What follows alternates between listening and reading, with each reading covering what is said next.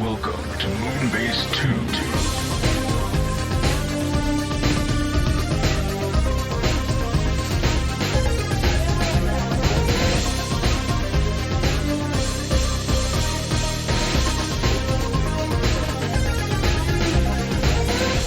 Hello, everybody, and welcome to the Moonbase 2 podcast. My name is Andy, Corporate Commander TFW, and I'm joined here by the man who hangs off a Christmas tree himself. It's Mikey G. Wolf V3. It's not Christmas, though. I said bauble before we started recording, so it's just in my head. All I'm going to say is jingle my balls. I don't want to. It was either that or... Yeah, sure, great. But now let's talk about something I care about. Well, I don't want to talk about your testicles for some reason, Mikey. I'm sorry. It can't always be about your balls. Wow. Hurtful. I'm sorry. It's just got to be like this. I'm going to have to put my British flag onto the... sip of my coffee to hide my tears. I'm going to have to wave my British flag and stomp down authority or something.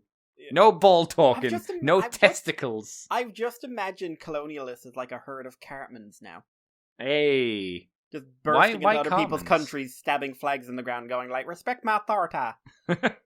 As long as they're happily not talking about specifically your testicles, I can get down with that. I'm on that. To be fair, it was either going to be calling you a Christmas decoration or calling you the top that goes on top of a radiator. You know, the little caps that go on the top of the radiators so you can turn them on and off. Did you ever think of like brainstorming some ideas just to have them on hand?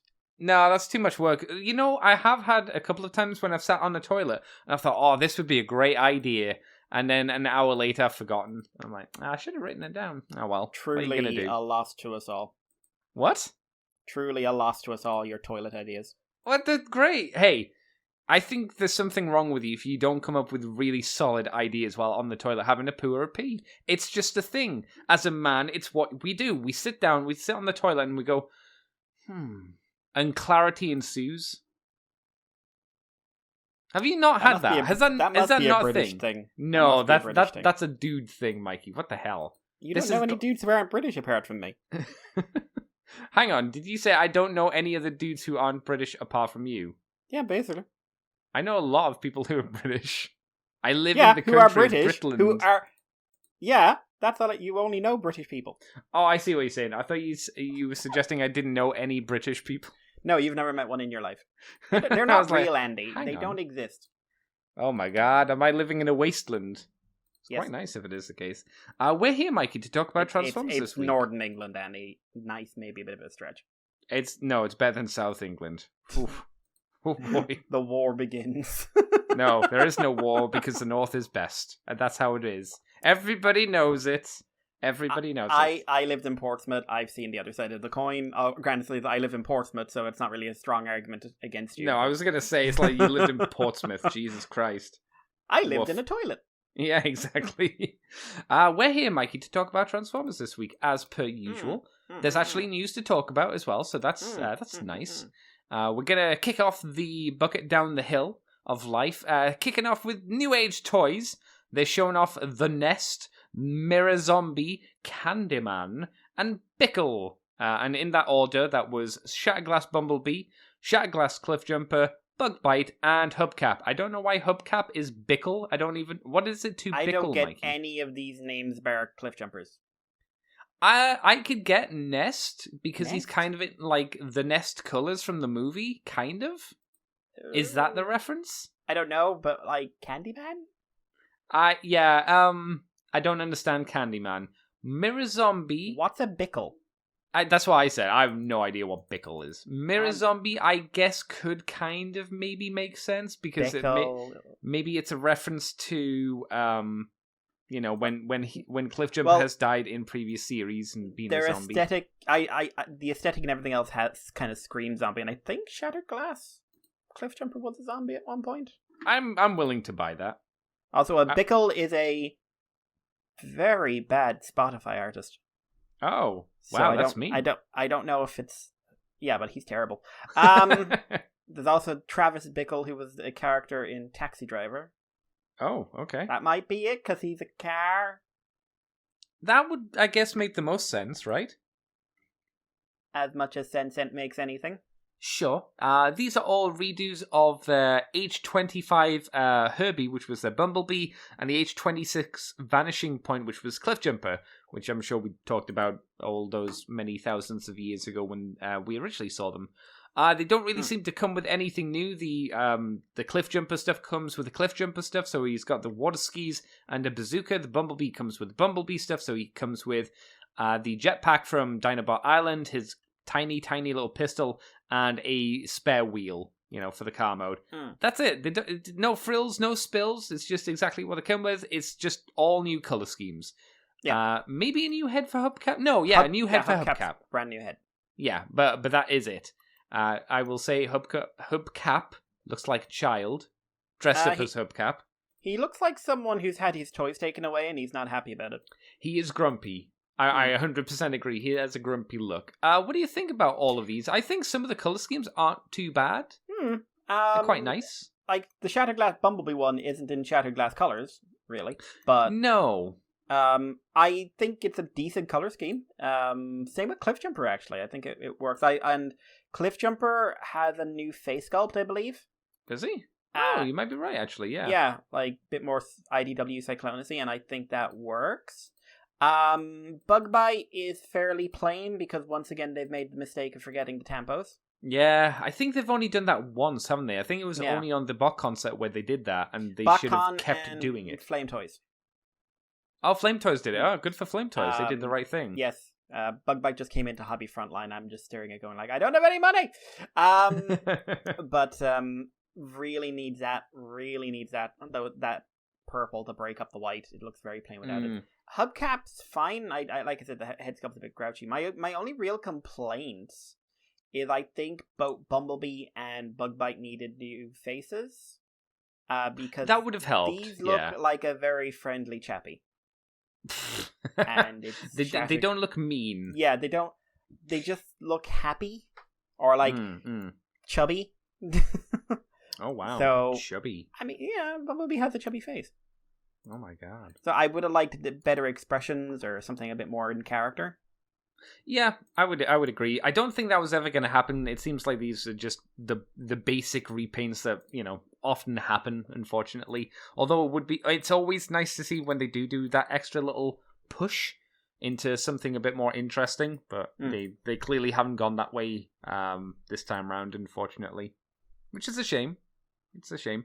I also think it's weird that the Shattered Glass Bumblebee, because if you didn't know, they've given him almost the right colors. He's primarily black, and then for his shoulders and thighs, kind of, I guess, the highlight areas, they've made them a bronzy, dirty gold color is maybe the best way I could express it. Instead of, bright yellow. And there's no blue on him, again, which there probably should be, because that's the Shattered Glass colored Bumblebee thing. But no, like you said, it's more like a Nemesis bee rather than anything else. If they called it Nemesis bee or something like that, I'd be more down with that. The Cliffjumper, maybe if you since they did a new face, maybe make it more like a zombie, like his jaw's falling off, or that would be like cool. He's missing an eye. I don't know. It's not bad. It's just it doesn't really exude zombie, if that's what Cliffjumping Shattered Glass is meant to be. If he's not, then it's a redundant message, redundant statement to make, I guess. But yeah, it's an interesting set. They look quite nice, I suppose, for what they are, but it didn't do much for me personally.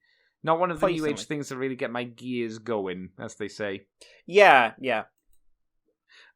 If you don't have anything else, Mikey, why don't you take us on to next little bobbly bit? Yeah, next bit is Transcraft TC02R. This is a redo of their movie Bumblebee into movie Cliffjumper.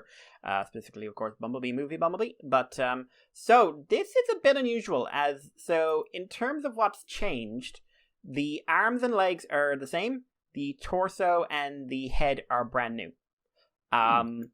But he transforms into the same Volkswagen as the original. So, which kind of suggesting like there's a lot of shell forming going on, obviously. But I actually am surprised by how well I think he looks. The only real thing I don't like is how long his face is. and that's just kind of what that character looked like. So it's just I can't remember what he looked like, so I was actually wondering that myself, is if that was an accurate representation of his face, and yeah. I'm guessing that's the case, right? Yeah. So, and like, unless you want to split them down the middle, you're not going to get it much more accurate than that. So it's one of those things where it's like, cool. I think the Bumblebee movie one wasn't quite as long, but like the details are almost identical. I'm surprised by how good he looks. I think he looks better than their Bumblebee did. Just looking at a picture. Oh, why is that? I think it's like the Bumblebee's like it's too chunky in the chest. Okay. Whereas this is a lot smoother and a lot more angular, and I think that works better. If you're going for like an aesthetic, and I think the colors they've chosen do a very good job of making you not automatically think this is a repaint or a retool rather. Oh, that's true enough, yeah. What is your opinion, Andy? I think my favourite thing are his little tiny shoes, and by tiny I mean actually really big shoes. For some reason they they remind me of something, but I don't know what. But they look like big old thick shoes. Otherwise, I'm not too fussed on it. As usual, this aesthetic isn't for me. But you know, they've done a decent job, a very obvious job, but a decent job making him into a cliff jumper. For all of the time he spent on screen that he did, which was saying not a lot. The same thing over and over again, giving his serial number and saying like, "Oh, that's right." Yeah, and then he, like you said, he got cut in half. Yeah, Boom. Call me crazy, Cliff, but that was never going to go your way. No, but he probably knew that. I mean, what's he going to do? Give up Bumblebee? I'd do it. And then die anyway? I'd give him up. But then he'd die anyway. Doesn't matter. You don't know that for way. certain. Yeah, I think you do. I think you've got at least there's some percentage chance that you might survive. You look at Shadow and you look at Dropkick, and they really look like the forgiving kind, don't they? Hey, you've got a better chance than saying no. There is a less than 0 chance. There is definitely a 0 chance if you don't tell them. No, yeah, it's fair. It's not a high ball to dunk, but I guess you're right there. I guess you're right. Any other info on this guy, or is that about it? Yeah, that's about it for him. All right. I think he looks decent. It's yet another masterpiece style Bumblebee character who's not Shatter and Dropkick, but never heard of him. Yeah, and neither has anybody else apparently. Yeah, not yet. Not until someone does one and it does incredibly well, and then everybody will do it. Or like, because that is the way. They'll come out about a year after Rise of the Beasts. Oh, that's also just a thing. Because, yeah, I can see that. Because there'll have been an explosion in third party again trying to do the characters from that movie. Now I guarantee it. I wonder if that will happen. You might be right. I can follow your logic. It just makes sense. So you've kind of seen it go before. So yeah. I mean, I'm fully expecting Kingdom to be followed up by a wave of you've had Kingdom, Optimus Primal. Now you can have more Beast Wars Optimus Primal. From 7 different companies. What about Inferno? Fuck Inferno! He wasn't named Optimus. What about Quick Strike? Never heard of him, was not season 1. What's that? You wanted us to do Bumblebee in a Beast Wars form from Waspinator? Yeah, okay. Waspinator retool. Or cheater head swap. Do you think they'd do that? Do you think they'd make do you want me to answer that? A generation select version of Waspinator into Bumblebee? Do you want me to answer that? I know, because I'm afraid of the answer, because I think I know what it is. And they'll have retooled his backside so it looks more like a Bumblebee. Yeah, it's a bit more chunky, a little bit more tubby. Yeah, okay, yeah. Yeah. Shall I take us on, Mikey? Yep. Alright, Dr. Wu, the Fiendish Man, / Mechanic Studios is showing off the MS-30 AME. It's not the VTuber. Yeah, no, it's not screaming at me. No. Making sounds no person should make. Though I did see that and I was like, why? Why is it called AME? Is there going to be an Ina and a Kali and a Gura next? Are they going to do a shark and call it Gura? That would be fun. Side note, how have I not seen a death side customized into Kali? It's a good question. It's a good question. Also, where is my death side? I'm also asking. Yours was posted, wasn't it? Yep. Your hobby front is in Ireland, isn't it? I got it off HLJ. Oh, that makes more sense. No. That's fair enough. So please do not contact us until 6 weeks have gone by, was their message. So. Oh, that makes sense, yeah. No, I maybe... No, I was going to say they wouldn't have sent it off otherwise, but I still haven't got mine. It's on back order at the moment, so... I'm probably, like, your one was probably posted to me, and then it probably got lost, so none of us win. Yes, they know specifically that we do a podcast together. And it would be the ultimate troll. HLJ, always watching. But they'll go like, oh, we'll send you the, what was it, Light Spear Heaven that's coming out. You can have that instead. Oh. Okay. No, I don't want that. No, it's based off the not cool version of the upgraded Death Side. Yeah, it's based off of TV Hell, which is the only one I will fundamentally say sucks compared to the EW version. I would agree, yeah. The EW version 100%. Is fantastic. It looks a lot better. 100%. Yep. 100% agree. But Ame, here is the unofficial Legend scale, because that's what they do, version of G1 Arcee, because of course it is. Ame is set to stand, the figure, not the VTuber, as far as I'm aware, to stand at 9.8 centimeters, and comes with 2 accessories, 1 handgun and 1 rifle as well.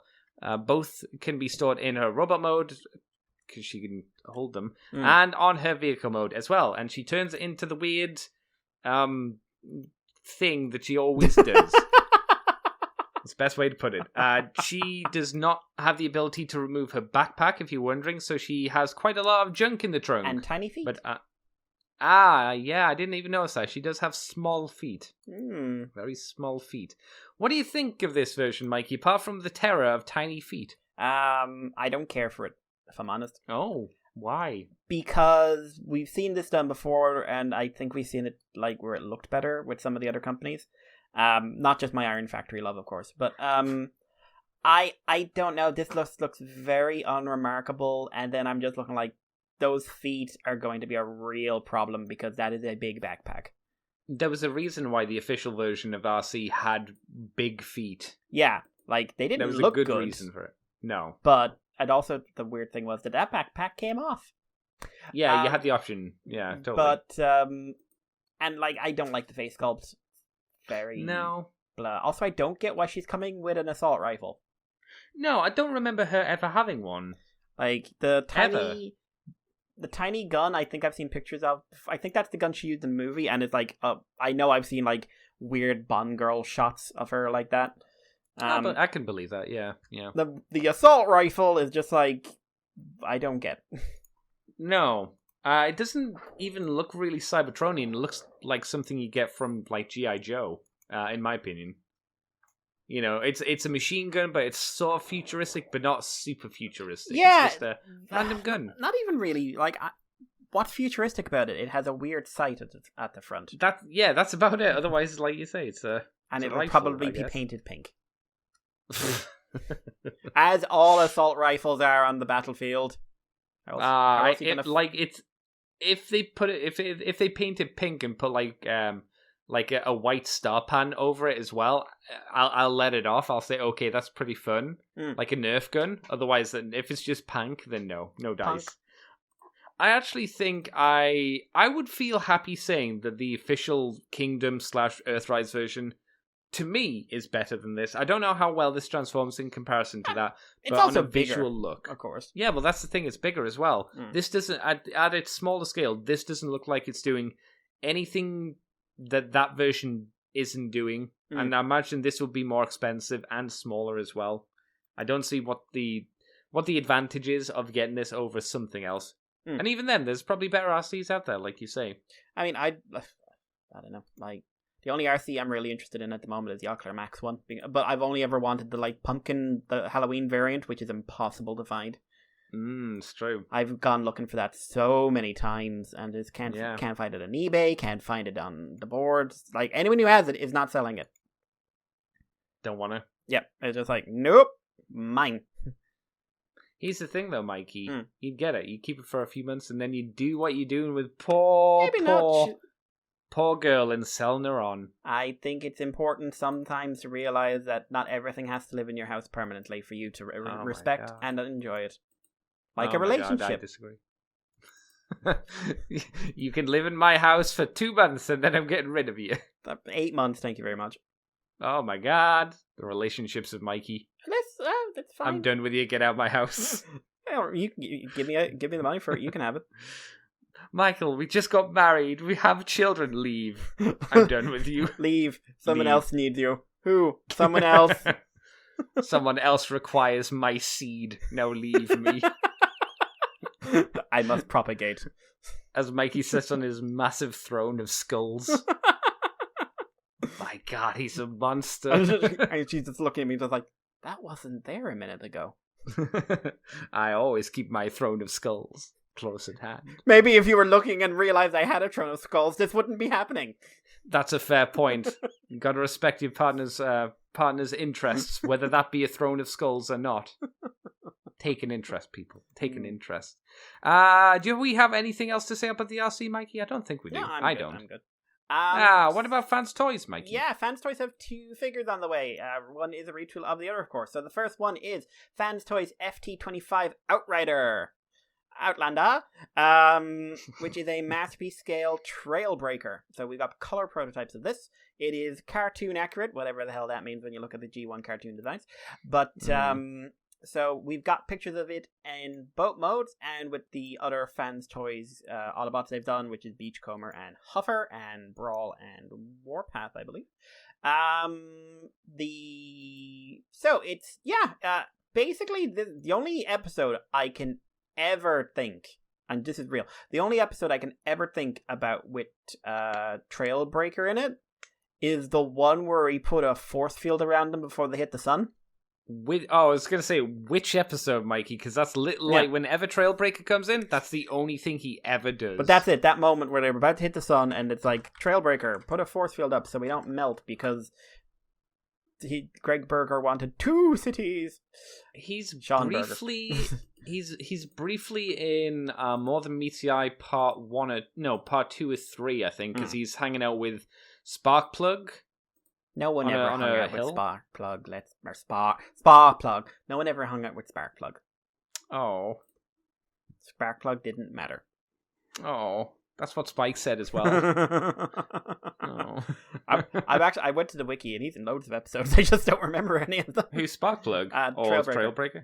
Really? Yeah. Is he? Okay. I bet they're being very generous because it's not like... I mean, he's probably a background character. He's probably not a character in the episode, though, right? He's probably not actively doing much. No, I don't think Trailbreaker ever had a focus episode. No, I don't think he did. Like Skids. He had more than Skids, though, I suppose, right? Because Skids literally had the one episode where he was not the focus as well. He was the furniture. Yes, exactly. He was there. But yeah, we see the Trailbreaker, the Outrider, and yeah, it's got the very distinctive face sculpt and everything else. Comes with the shoulder weapons and the missing hand for his force field generator. Comes with alternate faces. One which makes him look weirdly like Cup shouting. One which is a perpetual frowny face. And yeah, his vehicle mode is very on point, which is also me having to admit something. What's that? Trailbreaker's alt mode. Yes. So I'm going to double check what the vehicle actually was, because I knew it a while ago. But Trailbreaker's alt mode, right? So it's a Hilux. Yeah, it's Toyota Hilux. I'll take your word for that. I always think it looks like a hearse. Oh yeah, it's not a hearse. I always think it looks like a hearse. I just look at it just like, oh no, who died? It needs to be a very small coffin to go into him, if that's the case. Unless you fold it up, I suppose. Your coffin is too big, you will go in the proper hearse. Your coffin is small, you will go in the transforming hearse. And because you have a small coffin, this joke got dark. There you go, boom. Well, that's fine. A little bit of darkness is okay. I think this looks decent for what it is. Colors are on point. I think they got a lot of details. Like, it looks like it's got good basic posability. I do like the vehicle mode, in all honesty, all jokes aside. I don't like the fact they've got painted windows at the back and clear plastic windows in the front. Yeah, always looks weird when you don't go symmetrical. Either have all painted or all clear. I agree. I hadn't even noticed that, but you mentioned it, and it's like, yeah. Or else we can see the coffin. I'm guessing it's just due to transformation stuff, right? Yeah, And parts moving and whatnot. See, I think it's more a case like they went with clear plastic for the windscreen, and the painted windows at the back are just painted plastic. Oh, you think so? Okay. I don't think they're a separate piece, which I get, but in that case, I would have painted the clear plastic as well. Okay. But I know a lot of people like having the clear plastic look. They're wrong. Yeah. What do you think? What do you think of him, Andy? He looks like Trailbreaker. So that's good. Looks fairly posable for the most part, and like you say, the vehicle mode's I guess on point. It's nice to have the few expressions, not a huge amount of changeability there from his expressions, but the option's always good. Weird to see him scaled next to Huffer and be smaller, but I suppose technically that makes sense vehicle wise. Huffer is a truck. Yeah, that's the thing. But in the show, he's like a super mini tiny truck. Yeah, because he's a key. Because they said this truck is a keychain. He must be tiny. Yeah, exactly. Yeah. Yeah. It's the problem of it being Trailbreaker. It's like, yep, that's Trailbreaker. He's a G1 cast member who doesn't really do anything or hold any significance. Yeah, he is. Bless him. Well, decent, apparently, I suppose. I found a website with a countdown. Oh, I thought you were going to say a cat. To his release, but it says 26 days, counting down in 26 days, 20 hours, 18 minutes, and currently 15 seconds. Okay, so basically he's out end of this month, beginning of next month. Yeah, and pre-orders are sold out, but this place has him up, and this is I've never even heard of this. Baba Bobo 00712 toy store. Wasn't that a really bad anime with a dude with a really long mustache? Don't know, but I've never heard of these guys before. No. Baba Bobo, Baba Bo, Baba Baba Baba. So, but they've got pre-orders up at prices currently $0. Wow. But 1% off. 1% off $0. What a deal. So I always find it strange when you put pre-orders up like, hey, put a pre-order up before we know how much it costs. It's almost like we want you to make a bad decision. Yeah. Maybe. But they'd never do that. No, that's ridiculous, Mikey. Baba Bobo have weird third-party Gundams. Oh, good. And figurize Kamen Rider Fi's Axel. That's a random one to have, but okay, sure. Andy. Mikey. They also, before I ask you your opinion on this, since this is just going to be a mold share thing, they also are doing Hoist. So he is remolded with a new head, few new accessories, those weird wings he always had, and the vehicle mode is largely identical, except the truck bed's different. Yeah, it's changed all the limbs, though, as well, to be fair. And he comes with a little trailer thing. Does he come with the tiny tower? Do you remember one of the third-party kits came with a tiny tower from that one episode? Yeah. Yeah, they have remolded a lot on this guy, in all honesty. It'll be one of those cases of it'll transform identically shorter for the most part. Is he? Yeah. His legs are shorter. Are you sure that's not because he has a wider stance? No, you're right, actually. Yeah, he is shorter. Yeah, I'm looking at where his groin be. Look away from that man's groin. Be lower than Hoist's. Yeah, it's true. Look at his groin. He's going to be dragging those boys on the floor in a few years' time. Stare not into the groin. I love when websites. I'm still flicking through that website as well. I'm just like, I love when they say fourth-party TFs. I love how that knockoff. What does that mean? Just call it a knockoff. Just call it a fucking knockoff. Yeah. Is that what fourth party's meant to be? It was an attempt to legitimize high-end knockoffs.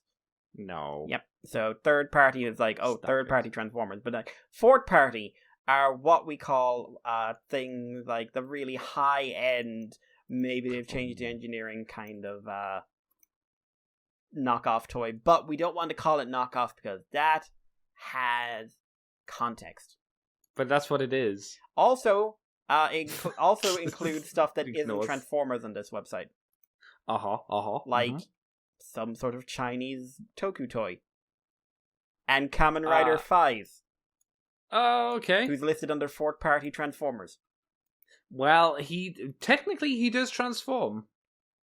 Technically. I'll take you. Yeah, I mean, yeah, no, he well, his shirt opens. Technically, yeah. Well, no, I mean, like, he transforms from a human being to a Kamen Rider. I mean, not Fies, technically. Well, yeah, that's Because true. he's not. I mean, not spoilers for the show, but... No, it's Fies. You can skip it. No, it's it's the newest one to start getting official subs from the first 2 episodes, like the other ones, so... I'm going to say you can skip Fies. But it's... I'll give you permission to skip it. But it's Fies, Andy. It's so brilliant. It's the most voted one in Japan. I still don't get why that's the case. I really don't. Because they hate me. Well, I did get a message from the president recently telling me the same thing, so maybe it's both of us. Who knows? You don't have a president. No, Japan's president. They don't have a president. Don't they? No, they have an emperor and a prime minister. Yeah. Did the emperor contact you over me again, Andy? I've told you to stop talking to him. He's very persuasive. He has power. No, he doesn't. He just gets an era named after him. Potato. Andy, what do you think of these 2 boys? What do I think? I talked about the Trailbreaker already. The trail, the Hoist. Again, he's Hoist, so I can't get super excited.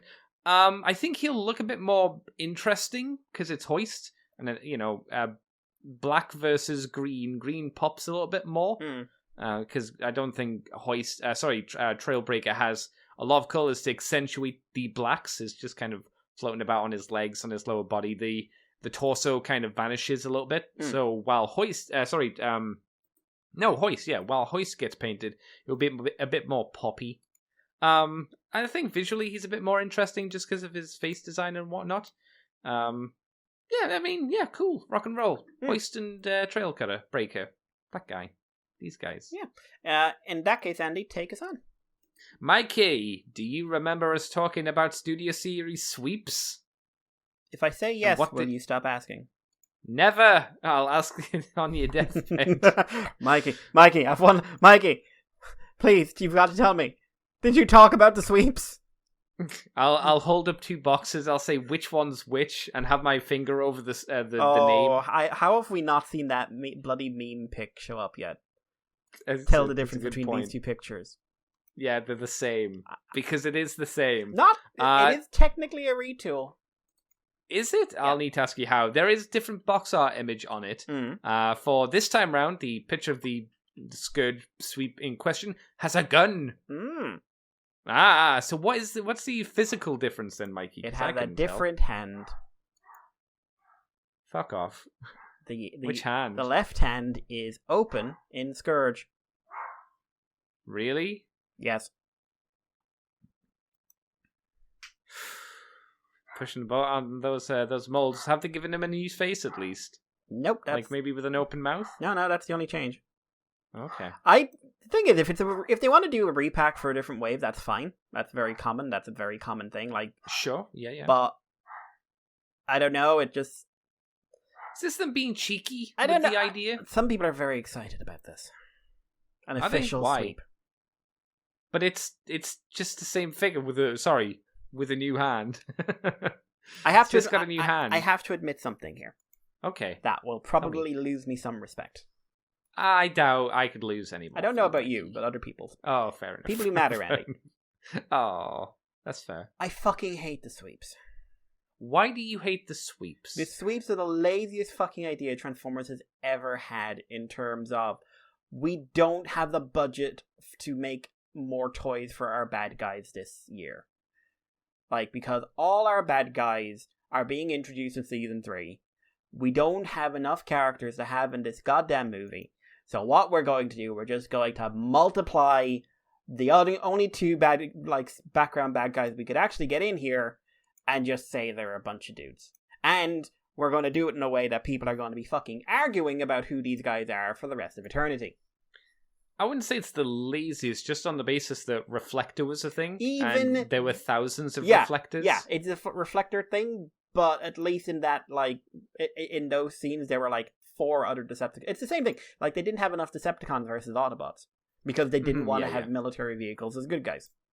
And then Warpack came along. But we don't talk about. We don't want. No one should. No one should. But I really, really, really hate sweeps, and they're one of those things where I see people get excited about them, and I'm just like, it's not even a case of like, oh, they look the same, but it's an interesting character or a fun character or fun one-off. They're just fucking terrible.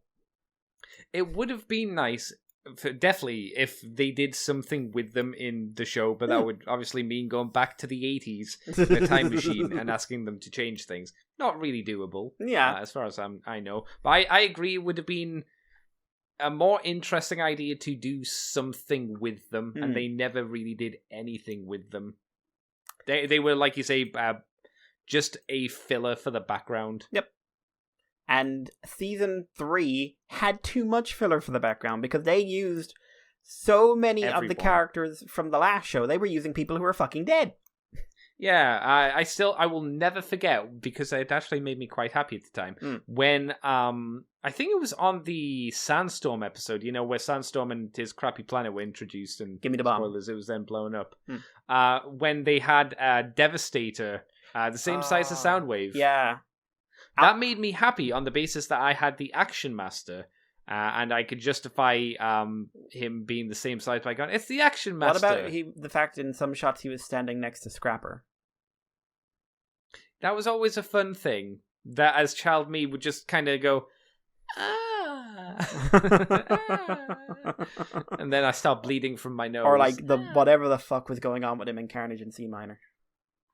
I mean, just Carnage in C minor. Yeah, that didn't have a budget. No.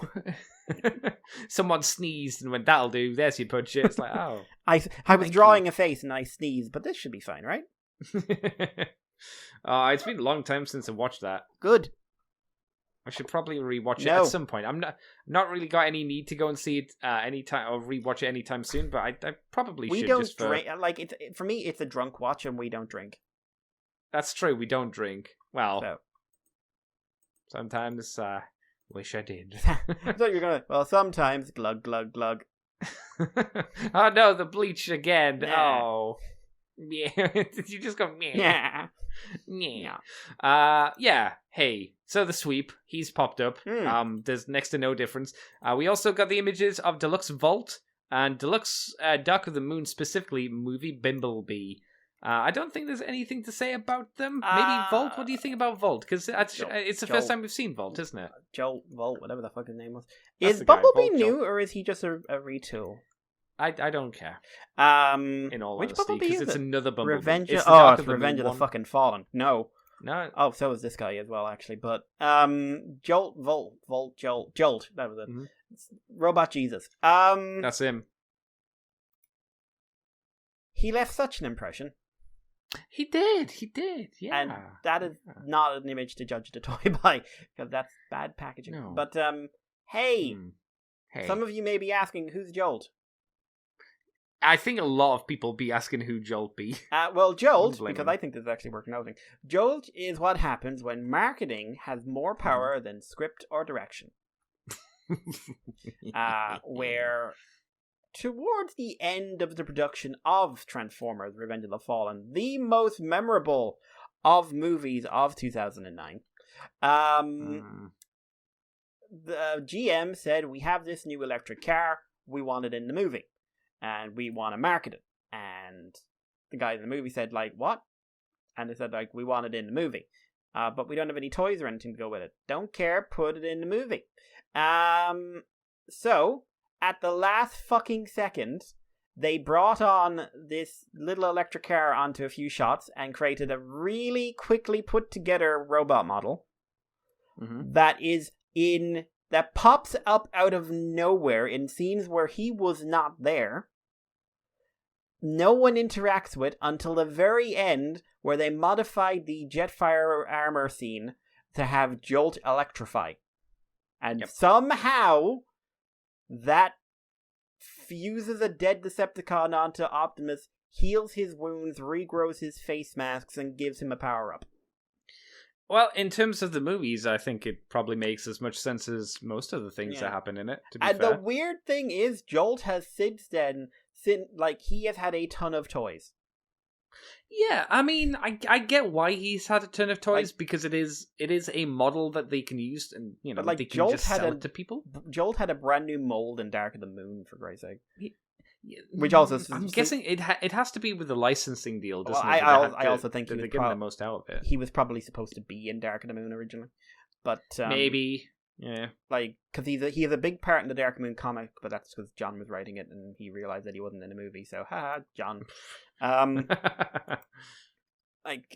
But yeah, so, yeah, Jolt's yeah. I'm not excited for Jolt. Why not, Mike? I'm just reading a quote here. Jolt was a last-minute addition to the film during the 4-month rush to get. Also, it doesn't look like a good figure just based on the packaging that it's squished into a box. Rush to get a script done during the writer's strike. When Bay was helping with the writing, God help us all. The writers had to convince Bay that Jolt would feel like a true member of the main Autobot roster, and that is a direct quote from Roberto Arcee. From an interview he did with who was it with over on TFW actually. Oh really? Okay. So they're the reason I don't like anything Roberto Arcee really writes, because he fails. Which one is it that keeps doing movies? Is it Alex Kurtzman? No, it's Alex Kurtzman that keeps doing stuff. No, Arcee and Kurtzman were working together until basically one of them came out as a hyper conspiracy theorist and the other came out as a hyper something or other. I don't remember what it was. And they've had a massive falling out, and now Kurtzman's going on to be in charge of Star Trek. Oh, okay, then it is it is Kurtzman that I don't like, because he's the one that's made a mess of a lot of the He's the one who stuff. said it was unrealistic to have the Star Trek Utopia when that was the whole fucking point. Even though I don't agree with the Star Trek Utopia, which is why DS9 is my favorite. But Arcee is the one who's basically dropped out of Hollywood, as far as I know. Right? He for the most part, kind of became persona non grata, as far as I know. Yeah. So I wondered, TV production now. I always wondered, because if that was the case, which of those two was it both of their fault, or was it specifically one of their fault? I don't know. Because we can't measure the other one because they're not really doing any work, but we can see what the current one is doing, and obviously debatable on how well nearly they're doing on that. Directed Star Trek 3. Oh, nearly did. He got dropped, and then he got dropped from the Power Rangers movie. Oh.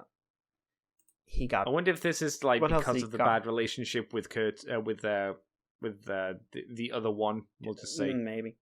I'm sure Hollywood's very political.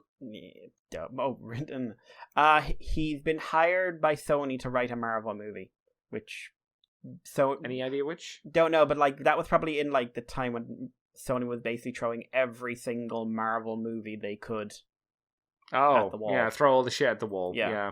Like we're gonna do, I don't know, Silver Sable, and we're gonna do the vampire. We're gonna do like all, I don't know, everyone we have even the vaguest license of, but not the important ones. No, because they don't have the license for them. No. So they do have a Fantastic Four now, I think, don't they? Nope, Marvel does. That was. Oh, sorry, I see what you're saying. That was Fox anyway. Yeah. But like all they really have now is the Spider-Man characters. Mm-hmm. So like they're doing a Madam Web movie. Ah, yes. So what they've got in the works now are Night Watch, The Sinister Six, Madam Web, Arcee's Project, Jackpot. I don't even know who that is. Transformer. It's a Transformer. Olivia Wilde is directing one about someone they're not telling us. Black Cat, Silk, and Silver and Black, which is going to be about Black Cat and Silver Sable teaming up. Mm-hmm. Cool. Which was originally a movie and is now being done as TV series. And Silk is getting one. Silk is alright, although Silk has a terrible introduction to the comics. Like, I don't know how you could have done it worse. Which was basically, turned out the spider that bit Peter Parker bit someone else, gave her similar powers, and also made them basically want to fuck each other's brains out because it was the same spider. Oh, cool. Nice. Which led to a really awkward comic book that I remember reading back in the day and going like, how did you come up with this? Oh, you know. You just need the right ideas, Mikey. And you need to be horny as well. They That helps. clearly were. They clearly were. It's really easy to be horny. Mm. Mikey, shall I also move us on quickly to another little story? Because it's not much. Yeah, here. yeah, go ahead. It's Transformers Cyberverse Dinobots Unite, which is a 2-pack based on Transformers Cyberverse stuff, which I'm sure we probably won't see in the movie, specifically this. Don't know, to be honest. We could do, because, they did have Autobots Unite as a catchphrase, but that was literally just shouting Autobots Unite and then punching things, so... Yeah, I don't think they'll actually unite us in doing the top half, bottom half thing, which they have shown in other series that never really did. Well, they did. Anyway. They did. R.I.D. had a whole season about that. Granted, it was bad, but Yeah, that was a while ago, though. Oh, no, wait. No, you're talking about really bad R.I.D. Yeah. You're talking about the bad R.I.D., not the fun R.I.D. yeah. Oh, we don't have it in the news, but Kelly's voice actress died. Yeah, I saw that wasn't nice. No, she's done a lot of work, but she will always be Kelly to me. Yeah, she was a good lady. Did a good role. I really hope she owned a red sports car. Oh no. Yeah, this is a 2-pack for the Wheeljack and Grimlock. One's going to be a pair of trousers, and one's not going to be a pair of trousers. And they can also be robots, kind of. Yep. Not very good robots, but robots. So yeah, the idea of one turns into a pair of trousers, and they combine together into Wheel Grim. Which isn't a terrible name, I suppose. No, it's not the best design for a robot, and I don't know why Grimlock's gold, but... No, I don't know that either. And he's like he's not really grey, he's more of a, well, at least in the images, it might be just how the photo is taken. It looks more like a off bronzy silver. Again, not like full grey colour for some reason. Also, probably because Grimlock's on top, I probably would have gone with Grimjack. That sounds wrong. Grimjack, why? Let's move on. Or Wheellock. Wheellock's not bad. No. That's an alright name as well. Wheellock. That sounds like a Stunticon. Yeah, no, that actually kind of works. Yeah. It's not bad. Good me. Well what do you think of this combiner then, Mikey? And what do you think of these two? I mean, hey, it's a gimmick we had from 2015, but done with Cyberverse characters. It's all right. I mean, if you like if you like really gimmicky stuff, that's fine. I've never been into it, and I don't necessarily really like either the toy of it or the design of the combined form. Oh, okay. Just wow, busy. Wow, has a busy look to it. Like kind of like it's one of those ones where they didn't modify the design for the artwork, and they really should have. I think you might be right there, to be honest. But, yeah. Simple little toy. But there you go. Mikey, do you want to take us on to the next, I guess, 2 bits of news? Yeah, so... Next bit, Super 7 Reaction. Transformers Wave 4. So these are the non-posing, very limited posing, PVC figures. 5 points of articulation, 3 3/4 inch tall.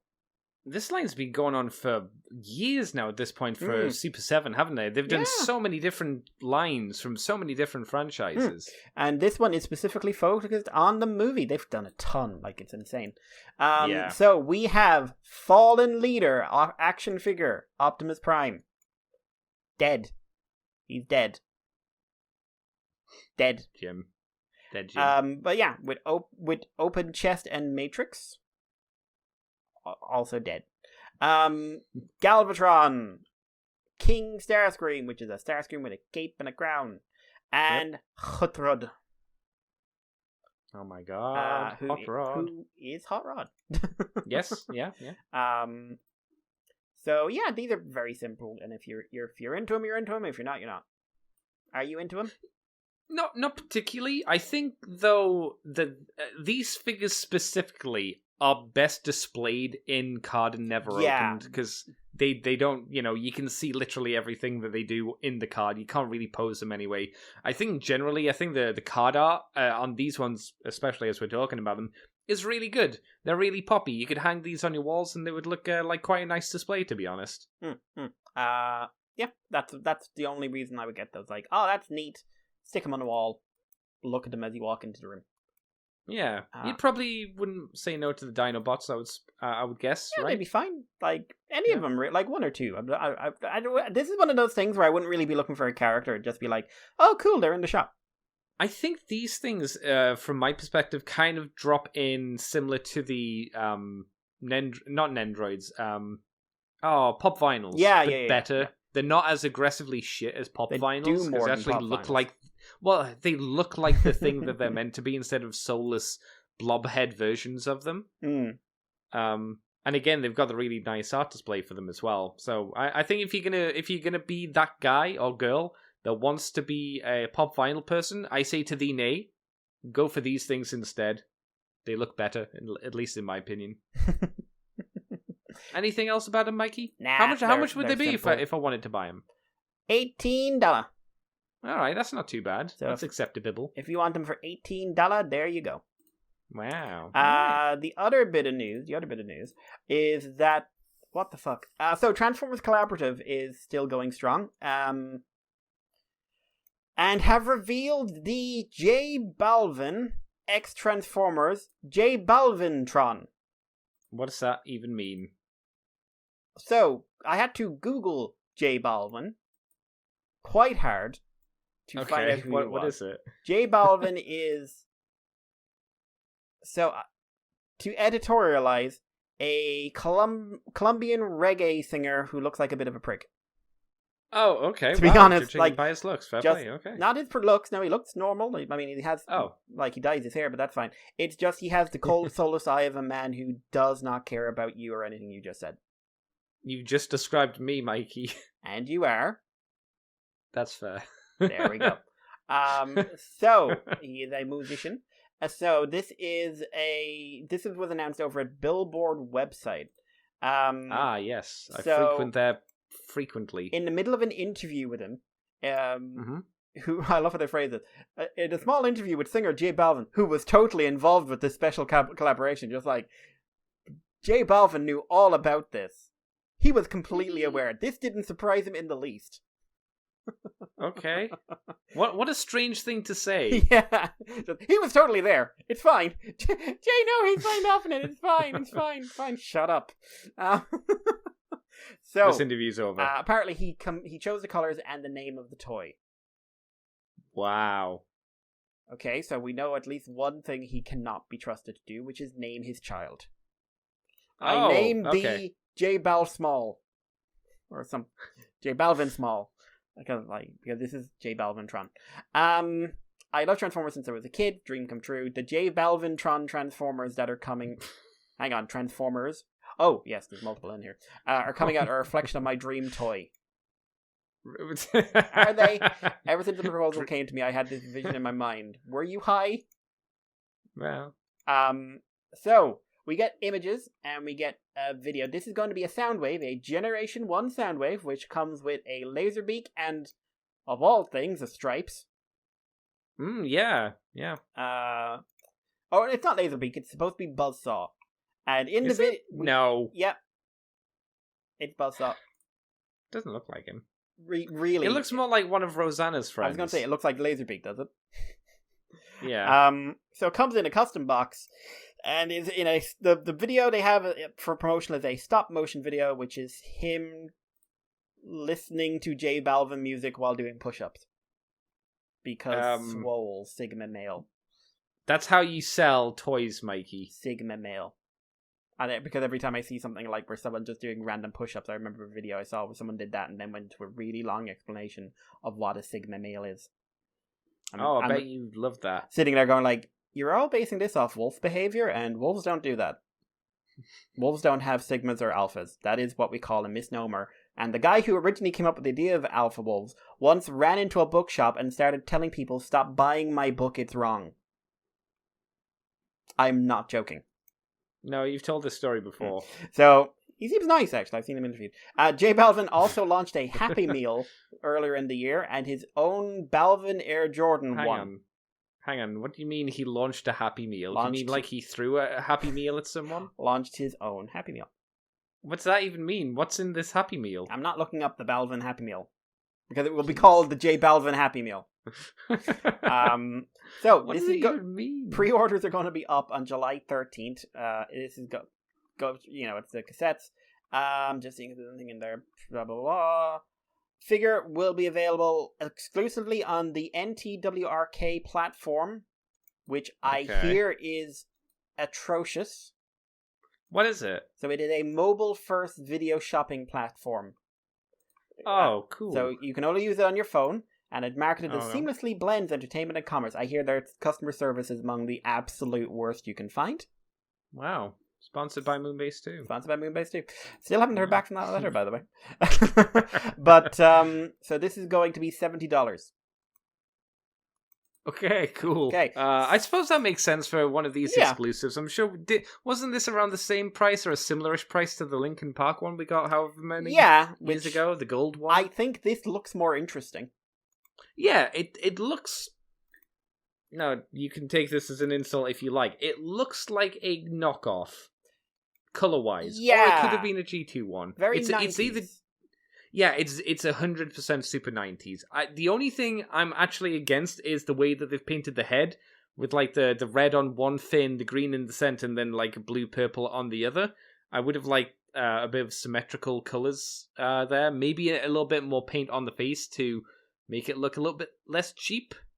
Yeah. I like the sticker aesthetic on it, though. That's kind of nice. No, like, here's the weird shit. I actually kind of like this. Hmm. I like the lurid colors. I like the stickers. I like the weird rainbow head crest, which is apparently based off of J.Balvin's hair. Oh, God. Eyes of a prick, seriously. But, I don't like Buzzsaw. I like the stickers on Buzzsaw, because apparently all the stickers and stuff are based off of his different albums. He comes with, also a gun and effects parts. But Buzzsaw looks really boring. And Stripes just looks like Stripes. They didn't really do anything to him. Really feels like Stripes was added in because, when they were producing the mold, Ravage was in there too. I guess that makes sense. Yeah, but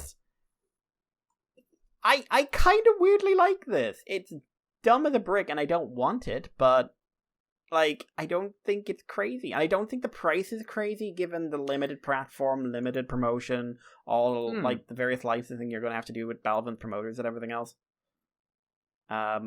Again, I'd never heard of Network app, and then when I was listening to people talk about it, it was just like, oh my god, why would anyone ever buy off these people? But cool. I hope I would like to see a review of this.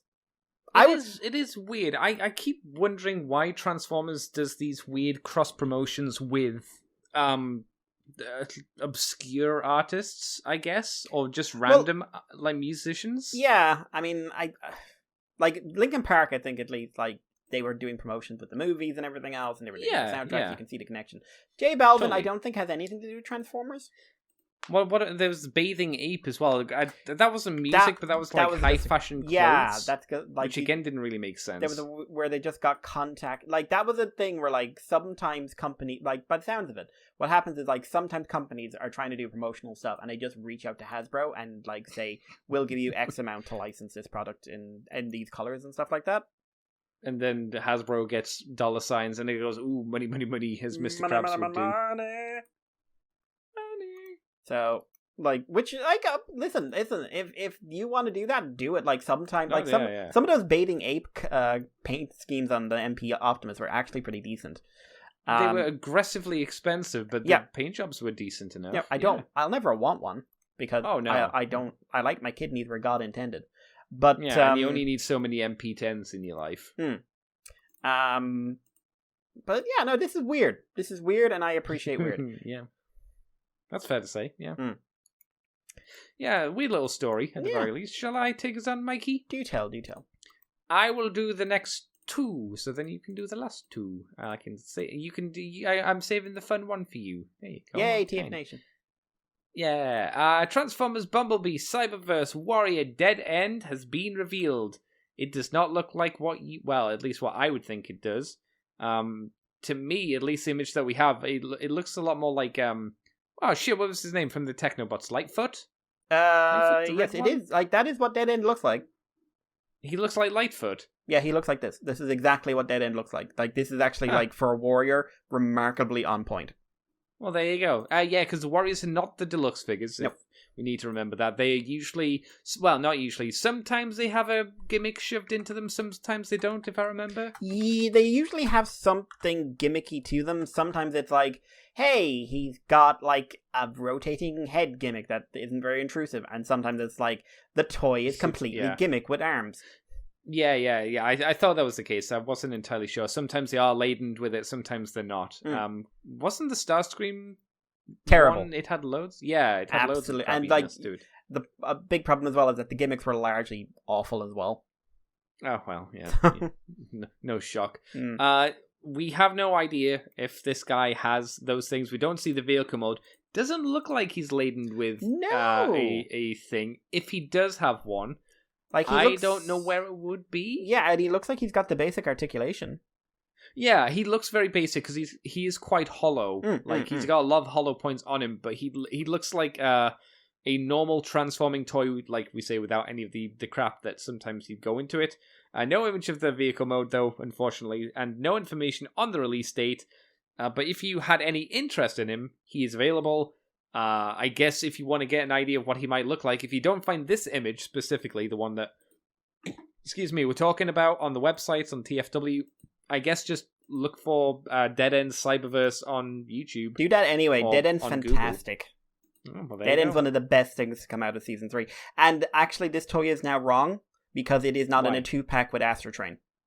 Oh, well, there you go. Who hates him? And their entire thing is like, I have to travel around inside you. Yep. Are you going to make it easy on me? Oh no, the door keeps slamming into your head. Oh no. What a shame. Also, like, you've never seen Cyberverse Astro Train, have you? No. Like, if we got a toy of this design, I would be over the moon. I'm going to send you a picture.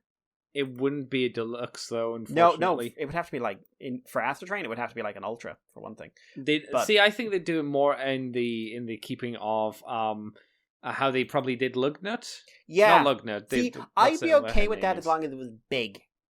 Because he's huge. Oh, wow, that's a cool design. What, that design kind of reminds me a little bit of like an Armada design. Not in a bad way, but it I get like tidal wave vibes from it a little bit. Yep. Yeah, I'd say it's not bad actually. Pretty good. Yep. Not G1 at all, which is also kind of nice. So. Yep, really, really like it. Yeah, it's neat. All right. Was there anything else? No, that was it. Unless you have anything else to say on the Dead of the Ends. No, nice to see he's finally getting something. Well, we also have the first look at some artwork for Wave 4 of Kingdom. There's images of Shadow Panther, Wasbinator, who we've talked about, Tigatron, who we haven't seen yet, Slammer, who we had rumors of this week, but this is, I guess, the first time we've seen them, and Pipes, who's just going to be a retool of Hover, obviously. Yep. And obviously Shadow Panther is a retool of Cheetor, but strangely enough, they're showing the artwork with the mutant head. If you people might not remember, might not have grown up with Beast Wars. At least in the first few waves of the Beast Wars toys, all of them had like a weird mutant helmet, as well as their normal robot face. Why? I don't know. I can't remember the reason. Were they good? No. They were never good. They were never good. But it seems like Shadow Panther's going to have that weird, I don't know, skull face hat design thing? Yeah, which I don't mind. But, I mean, technically some of those were good, because, like, Waspinator's face is based off the mutant mask. Oh, yeah, technically, yeah, because his robot head they never used. They just used the mutant head. That's true, yeah. That's fair. But yeah, no. I just remember all the bad ones, which were most of them, to be fair. So we got that, which is interesting. Waspinator, again, we've already talked about. No point going over it again. Yep. Slammer, do you think he's going to be a new mold? I look at this. I thought he was I didn't know this was Slammer. I thought it was some sort of like modulator of some sort. I thought so at first, like Airwave or something like that. But I don't know. I mean, I could see him out of Brunt. Maybe, but I think it might be a new mold. But I mean, you could be right as well. Who knows, right? Cool if it is, but like, it's a very generic image, so it's really hard to make any guesses off of it. Yeah, exactly. Tigertron now being a tiger. Yeah, and little disappointingly, really looks like he's just going to be an upscaled Cheetor. Because I'm just comparing him to Shadow Panther, and like, pretty much no details are different. Yeah, I can see what you mean. Like the legs, like when you look at his legs and around the knees are the animal feet. Yeah. So yeah, you might be right. I wonder if he will be upscaled. If he's upscaled, I wonder if they'll have any extra stuff in there to differentiate them to make it a little bit more umphy. Yeah, it's just a little like if you're going to make a Voyager toy, why not have a bit more fun with it? But maybe he'll have the different transformation in some way, shape, or form. But I'd be surprised. It'd be nice if that was the case. Never hold your breath though. That's what they say. I don't think there's anything else because it's like it's pipes. It's Huffo. I guess we'll talk about these in a bit more detail. I think the most interesting thing is the fact that we see the mutant head. Yeah, I'm the thing that a little surprised at that. Yeah, same. Since it's going to stand out very hard against everything else. Like, it doesn't match up with anything else. No, not at all. He will look very strange. Although, actually, he'll blend in with the fossilizers. Because they can hang out in a weird head group. That's a fair point, actually, yeah. Oh, didn't even consider that. Mikey, do you want to take us on to the last two sucker stories? Yeah, I'll get the quick one out of the way first, just because it is. TF Nation has announced that Neil Ross will be at Big Broadcast 2021. This is going to be their online event, which is going to be on Twitch next month and TF Nation Live. Neil Ross is UK-born, US-based voice actor, famous for voicing Bone Crusher, Hook, Crosshairs, Six Shot, Slag, Sprigger, and more. And a bunch of other characters in 80s cartoons, and probably a lot more than 80s. And he's been in Mass Effect. I don't know who he was in Mass Effect. So he's going to be there on the 13th and the 14th of August. So not much there to really go into. No, not particularly. I don't think so. Cool. I think they've had Neil Roth before, haven't they? Yes, he's been at a previous TF Nation. I can't remember which one. Or it was Auto Assembly? I don't know. Either way. One of them. So the big bit of news, and the news that had so much conversation going on pretty much the entire internet, multiple fandoms, every podcast that showed up on my feed, and I'm surprised my mother didn't come in and ask me about it. Oh my god. Transformers Collaborative. Last week we said Transformers Jurassic Park crossover was confirmed, and we were speculating what it was going to be. Then on Monday it showed us, and I was like, oh, of course. And it turned out everyone was right. Yeah. Yeah, so it is indeed Rexy, and it is indeed a Ford Explorer. This is a 2-pack, which is the first. So I'm just going to apologize for the next bit now. I'm just going to say I'm sorry. Tyrannicon Rex.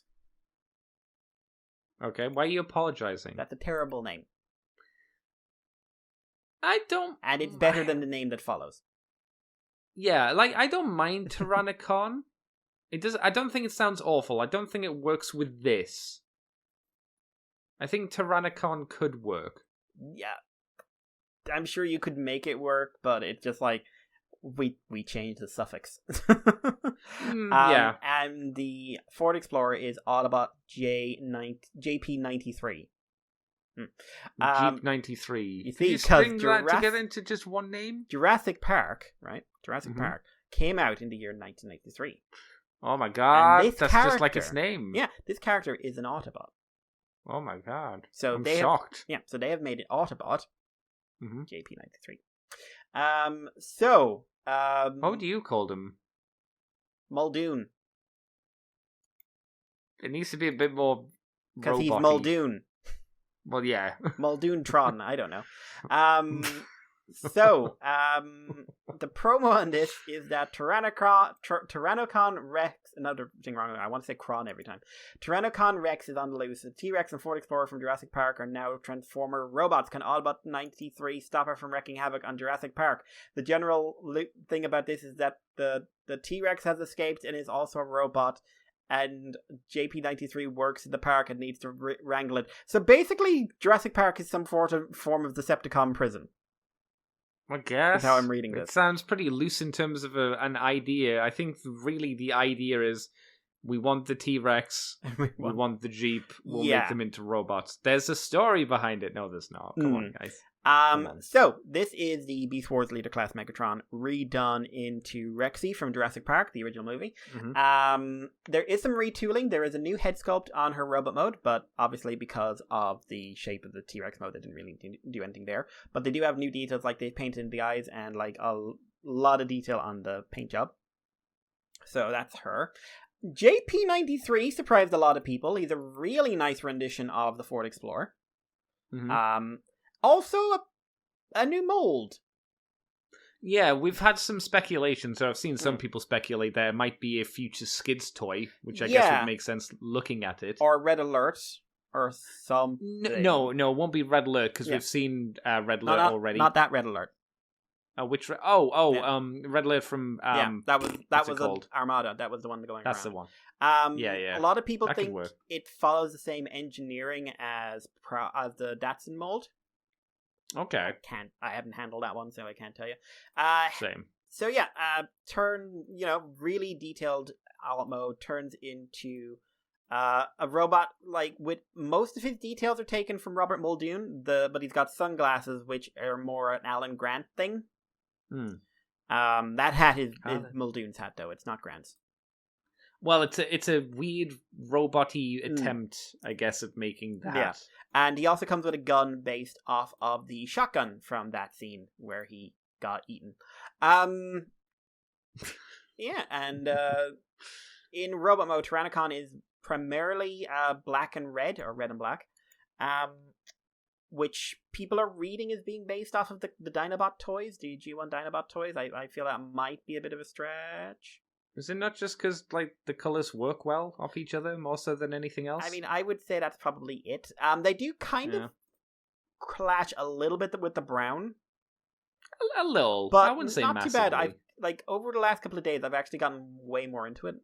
I think my issue with it is, I mentioned this to you on Twitter, it's the fact that there's so much detail painting wise put onto the dinosaur mode, which makes sense. That's the thing you're going for, so yep. I get it, but there's no paint practically on the robot mode, and it really suffers for it. It's just flat bits of plastic. It's flat black, it's flat red, and that's it. So I think it suffers very similar in some aspects to T-Rex as well, which has the same going on. Like, the dinosaur mode looks really nice, and then it's just flat colors for the robot. I will say, like, unlike T-Rex, like, there is some detail, like, there is something breaking up the red in the chest. Yes, they have the black in the center of it, like you say, at the very least. And comes packaged in a display box, which is surprisingly good. It's nice, recreating the scene of Rexy taking on the Explorers, leading to a massive continuity error, I'm afraid. Oh no! You see, JP93 is based off of Explorer 04. Explorer 04 is not the one Alan and Ian were riding in. Explorer 04 is the one Lex, Tim, and Gennaro are riding in, which is also the one Rexy flips over and kicks the shit out before she throws it over the edge of her paddock into a canyon that wasn't there before. No. That she couldn't have climbed out of.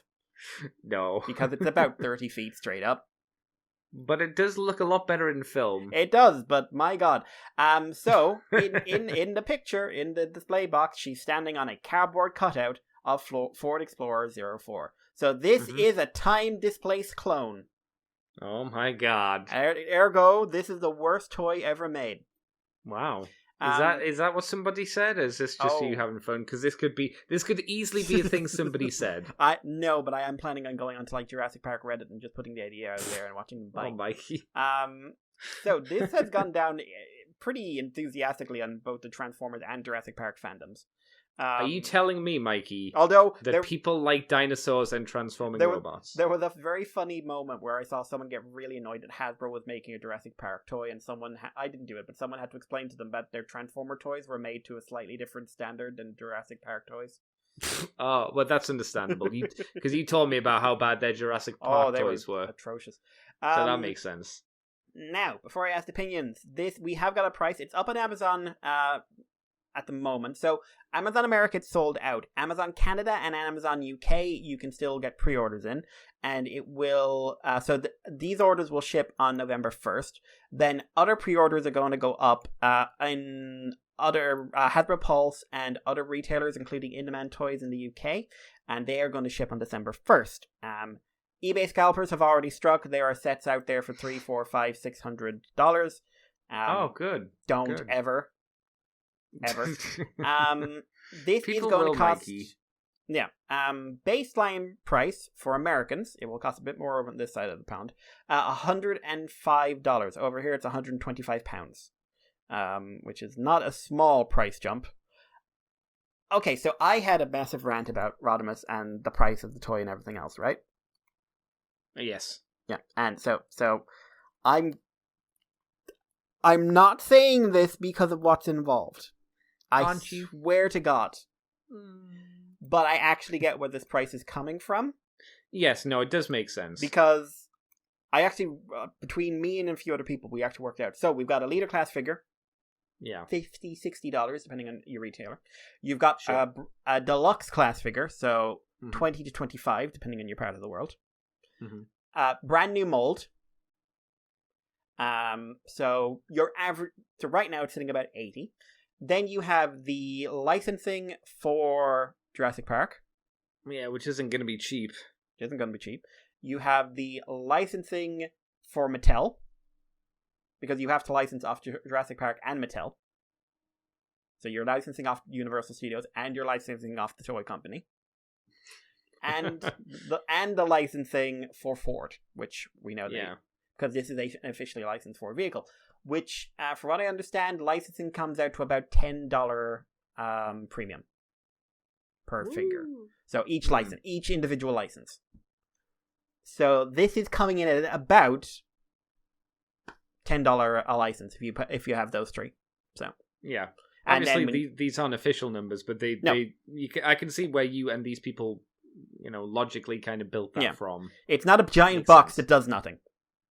No, yeah, that costs $50 or $60. It does come in a giant box, but yes, that's neither here nor there. It has to come in something.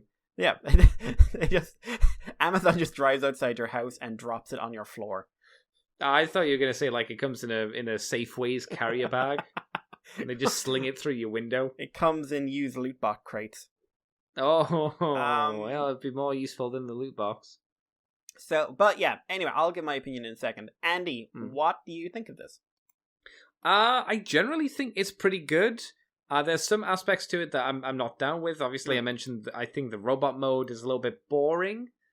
Compared to the dinosaur mode. I would have liked them to do something else with the head. The head it feels like it's Stalker's head from the Predators from G2. That's the kind of head design it is. I've seen a lot of people say that.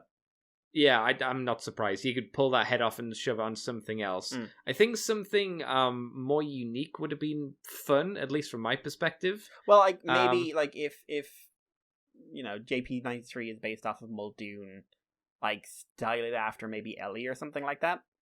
Yeah, something you could, or who's no, I can't think of any really good villains from the thing apart from the dinosaurs. To be honest, you could have Dobson. Dodgson. We got Dodgson here. Nedry. Do it after. No, you needed it. No, you could still do it Nedry, but you just have a really fat head.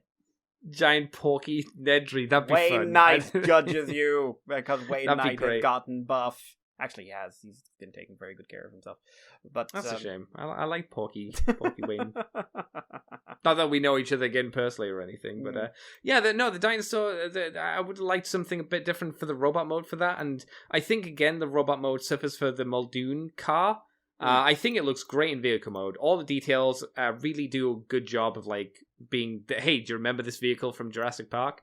I'm not sure those details transfer over to the robot mode, mainly because the thighs and the arms are flat. The same with the waist; they're just flat colors, and there isn't much there. I'm guessing the outside of the legs are going to be a little bit more interesting, but we don't really see them in shot too well. But I think generally the vehicle is a lot more interesting overall. I'm not 100% behind the hat, and I'm not sure if it's because of the color choice. I get why they've gone for the beige because that's his hat. It's a beige hat. It makes sense. Maybe it would have helped pull the head together if his cheeks weren't the same green as the car mode, and maybe that would have helped pull the hat in as well. Because I don't think that beige hat on top of that green with that grey works as a nice combo together, personally. But I do think it overall it is a good-looking toy. An amazing vehicle mode. Like I think most people are just going to buy it for the T-Rex and the vehicle mode. I'm not sure how many people are going to be raving for the robot modes for either of these things. Like, I think they're going to appreciate it can transform. I've seen Jurassic Park fandom saying like it's a posable T-Rex and they want it just for that. Yeah, I'm not shocked. I'm not shocked because I mean the Megatron mold is a decent toy. Obviously, it's gappy because has to transform as well. Yeah. But it's great. It's really good. It's a good representation with I like I say, I think the weakest aspect is the Transformer robot modes versus the amazing Jurassic Park stuff. Yeah. What about you, Mikey? I've gotten used to the robot modes. Sure. Actually, some art is what made Tyrannicon work for me. Okay. Someone did a really nice art piece of it. The JP93, I think the robot looks very serviceable. Like, I saw some people get really upset about the ball-jointed elbows. It looks fine to me. He's got all the basics. He's got his angle tilts. It looks like he's got all the basic articulation. I think the face sculpt could just... I think they should have gone a bit heavier with the detail on the face. Because that way you could have reduced the green in it, maybe. By, like, making his face wider as well. Make it look less like he's wearing a motorcycle helmet. Yeah. But the paint job on the Explorer mode is excellent. Like, I think it looks really, really good. I think it's really well put together.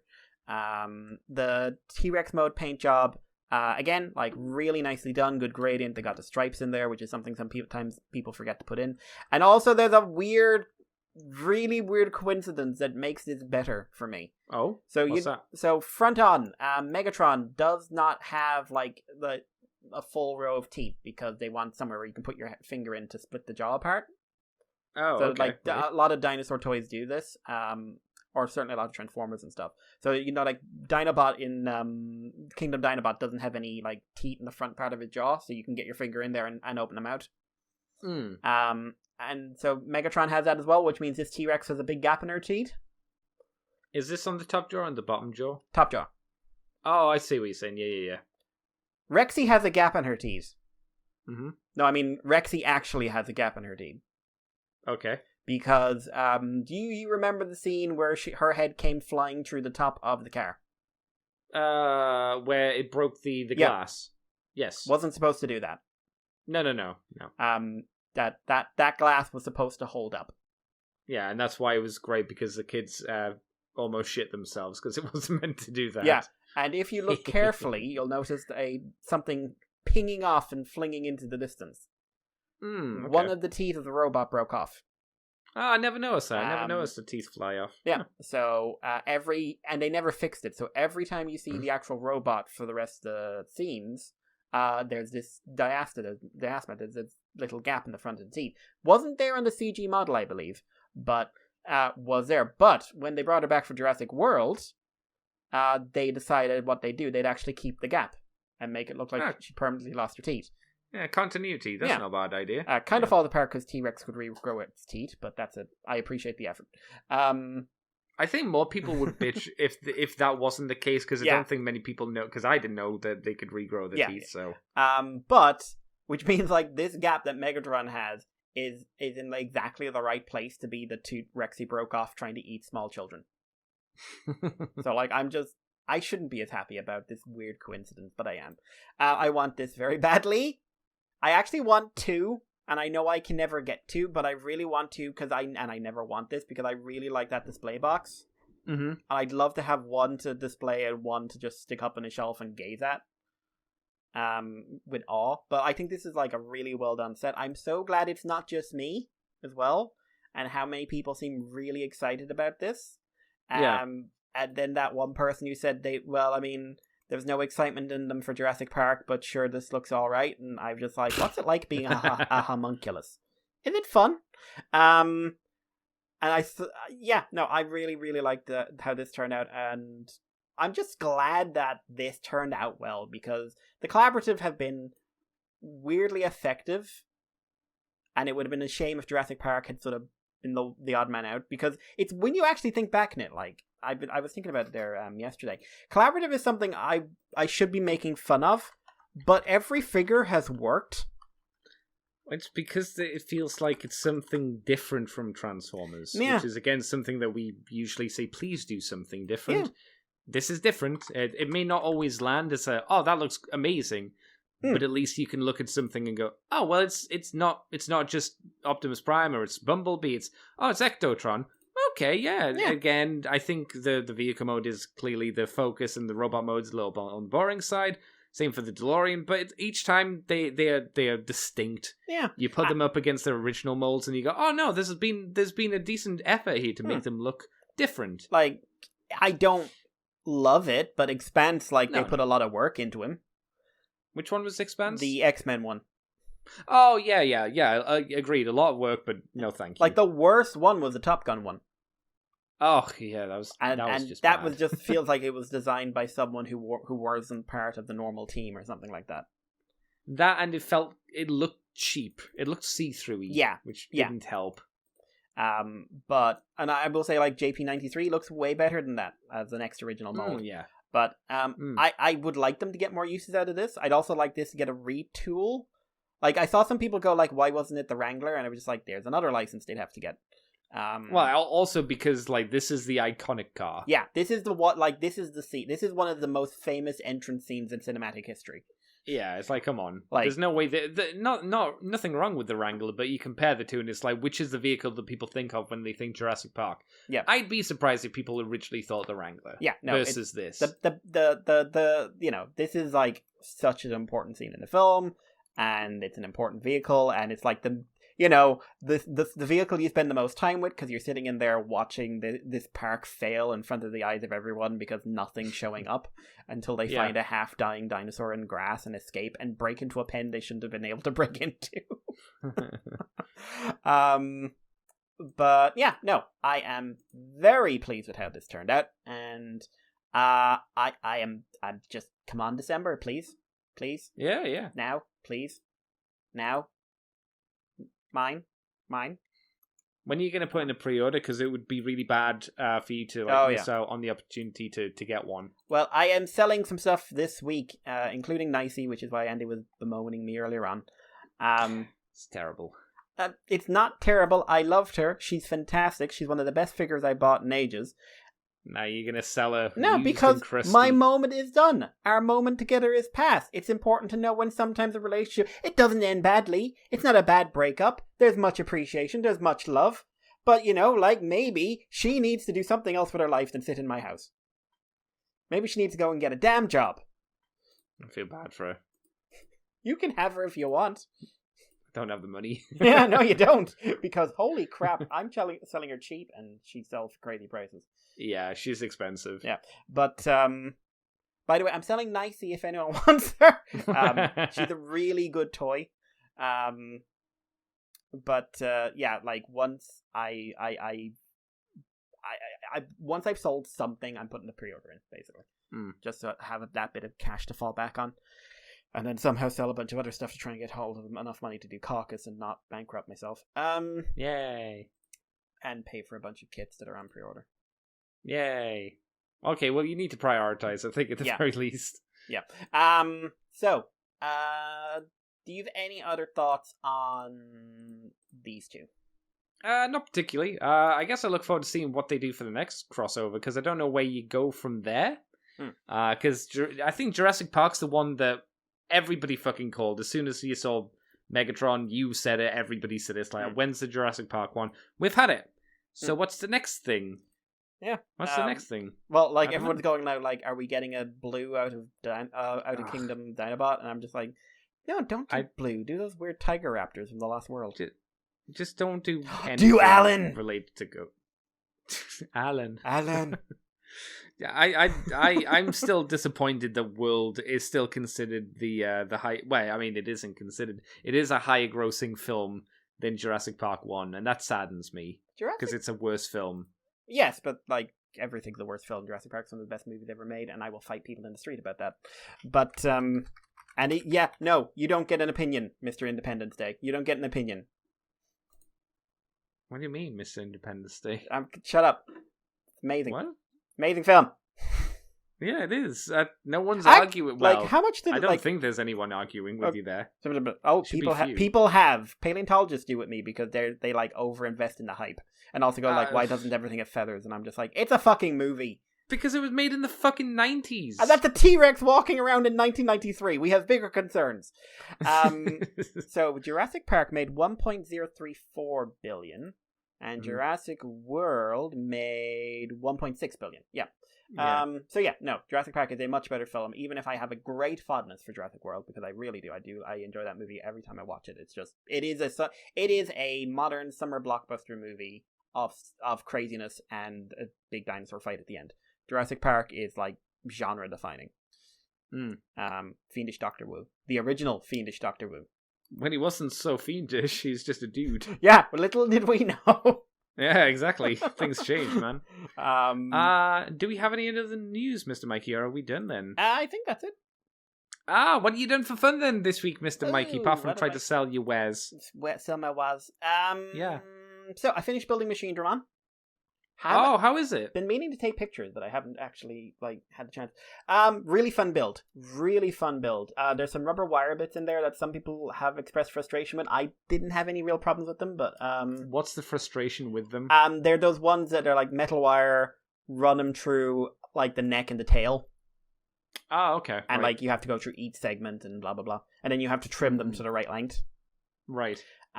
So it does mean like the neck and the tail only have very limited posability. Okay. The neck especially, like the tail's got side to side at least. The neck, because of the wire actually runs along the side. Like it's got a little bit of up, a little bit of down, but no side to side. But it does have some rotation at the base. So mold, really fun build. Surprisingly good articulation. The hands and arms are excellent. The feet have loads of articulation. They've got like really good knees, like a double ankle joint, toe bend, another bend after the toe. Like, really, really good. It's got a ab crunch, which I wasn't expecting. And side to side and rotation. Like, all the major joints are there. It's really, really cool. And he's big. He's very big. His kind of normal stance is like crouching on his knees, so you don't notice it. And then you have his legs out at like a decent extent and just like, holy. And he surprisingly stable as well. Wasn't expecting him to stand this easily. Didn't do I did a lot of lining on the silver bits, but I didn't do much painting. Bar like I painted the inside of the cannons and the mount and the chest lasers. Okay. I will say he's the least gimmick heavy of the three I've handled. I'm never picking up Imperial Dramon because I don't care. But I really like they're taking the aesthetic, mostly because in some ways, like you wouldn't actually guess if you weren't super familiar with the design that he had been redesigned. But it's good. They've done it in a way where all the major points are there. Yeah, and like I said, the strangest thing about him was why he was being made in the first place. But like I said, like he's historically significant for the franchise. I will say, do not go in there expecting a master grade. He is a big high grade. He's like the Bound Dog. Which means like that's why he's got D10s in his arms, because he doesn't have an inner frame supporting him. Sure. And his parts are big. But I would say if you're into Digimon or if you're into robot aesthetics, this is a really solid kit to pick up. In fact, I'd say he's probably the kit to get first if you're getting a Digimon kit and you're like not a big fan. I think he's a really good introduction. I think Metal Garurumon's probably a better kit. Why? More accessories, produced a weirdly more articulated figure, and I think the build's a bit more complicated. Okay. This is big parts, big chunky parts, which you know yourself tends to be less complicated. But yeah. But no, I really, really like him. I'm glad he turned out. I've got the Technoman Blade, whatever you want to call him. He is waiting. I want to add a few small bits and pieces onto the order because I'm running out of some stuff before I send him out. But hopefully that'll be in the next week or so. And then the pre-order I have came in a few weeks back for HLJ, which was the Zoid Shadow Fox from the HMM and the Gaim kit. And Death Side's out there somewhere in the ether and should be in the post somewhere heading towards me. Hopefully. So I do have some stuff, and I was looking through my old pre-orders from January, and I'm just like, okay, I've got like a couple of master grades and everything else still to come in, but it's finally petering out. Like, really need to get some extra cash in though. But dear. Yeah, so he's I think he's well worth getting if you're into, like, he's probably the one I'd say is really good if you're just into kits. Like, Metal Garurumon is a really good kit, but the aesthetics and everything else, you'll buy it because it's Digimon. War Greymon, great aesthetic, not the best kit in the world, and many, many flaws. Okay. Not really one I'd recommend unless you like the character, which I do. This guy, robot aesthetic, good build, good product. The one to pick up, I think. Wow. Right. So, apart from that, oh dear. Didn't do much gaming this week. Ducked into Streets of Rage 4 once or twice. Ooh. Haven't sat down to it properly. It's very strange. It is just Streets of Rage. Yeah. No. Well, there's more to it than just Streets of Rage. Yeah, and played a bit of Sonic Mania as well. Because that's on you PS. do combos in it and whatnot. Yeah, you can bounce people off walls. Okay, God, nerd. But yeah, and played a bit of Sonic Mania, which is a fun game. If Sonic Mania if you could do a game with Sonic Adventure's writing, but Sonic Mania's gameplay, you would have the best Sonic game. What's that? Make Sonic 3D again? Okay. No. I said writing. Oh, make it 3D and ignore the writing. Okay. No. Right. Okay, Andy, listen. Yes. To me. So, okay. Sonic Adventure and Adventure 2, right? Yes, yeah. They have the best stories of the Sonic games. Okay, noted. So, what you do, right? Mm-hmm. You don't give it to a fledgling game studio that's not used to trying to handle 3D characters moving at 1,000,000 miles an hour. Right. You instead give it to someone who makes 2D games, right? With really good gameplay, right? You with me? Yes, yeah. Simple gameplay. And then you have cutscenes that could be 2D, or they could be 3D, or they could be animated, right? So you have story from the good game that was flawed because 3D, and gameplay from the good game that has minor flaws if you want story, even though there's a bit of story.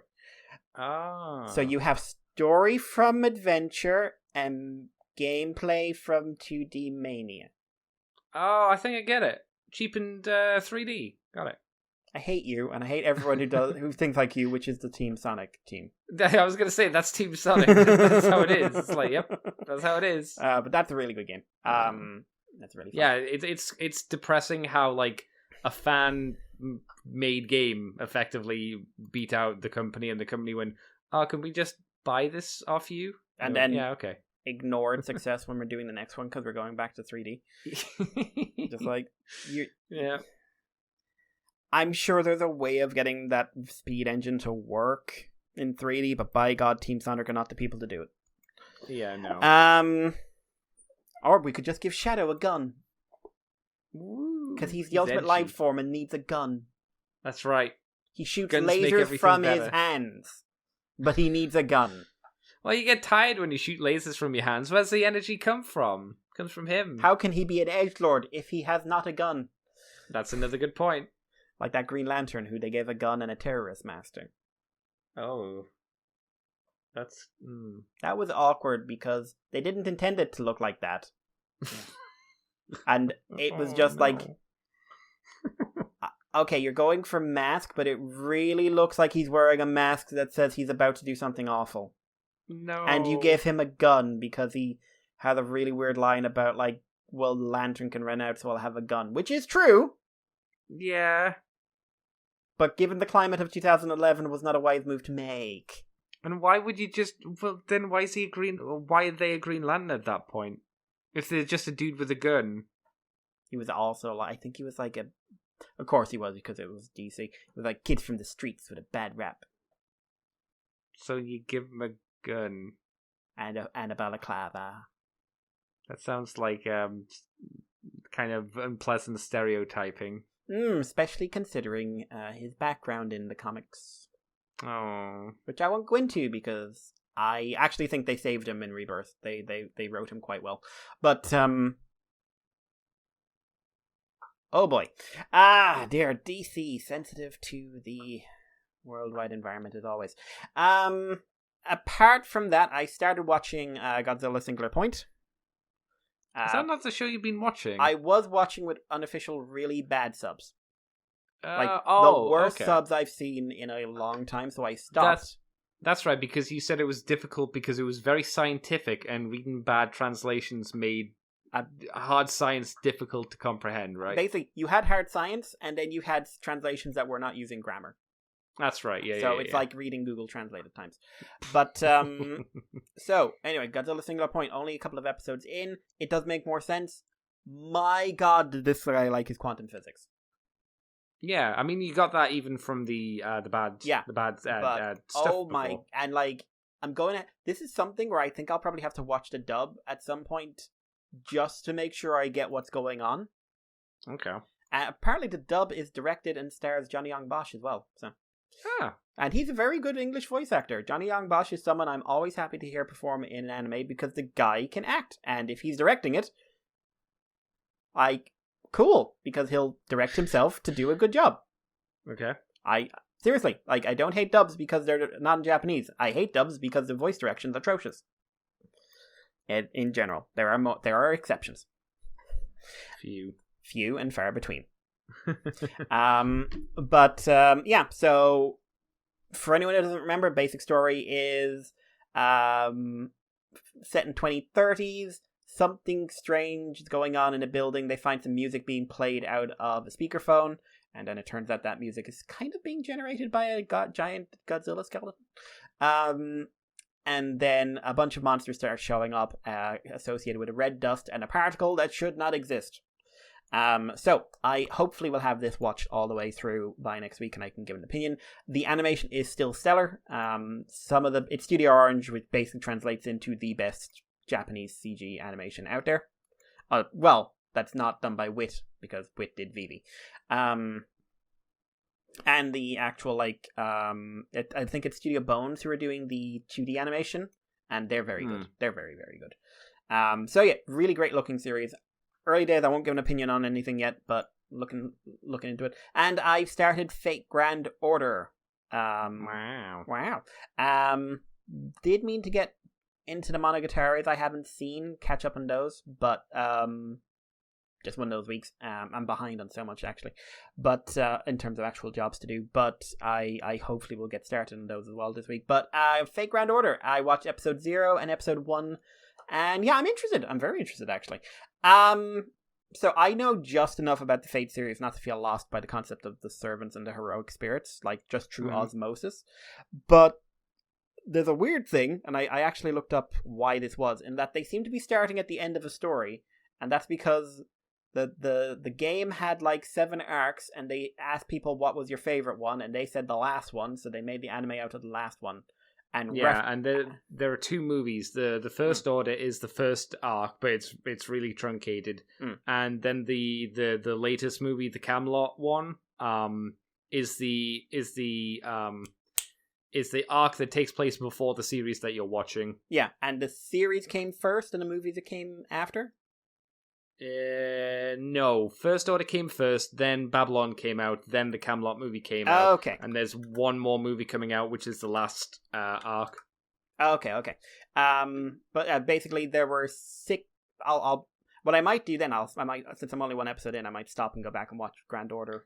First Order. Yeah, you should watch the First Order at least. To be honest, you don't miss much by skipping most of those other stories.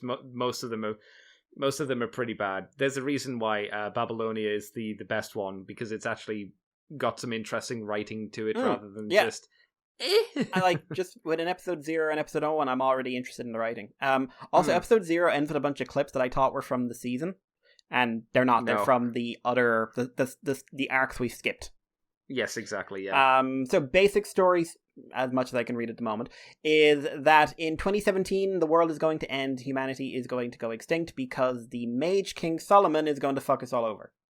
Solomon from the Bible, by Yes. the by. Yeah, because like heroic spirit, so broadly speaking, either historical figures or fictional figures that we give weight to and give essentially we believe in them or we give weight to their legends or their stories, ergo they exist in like an extra dimensional plane or something.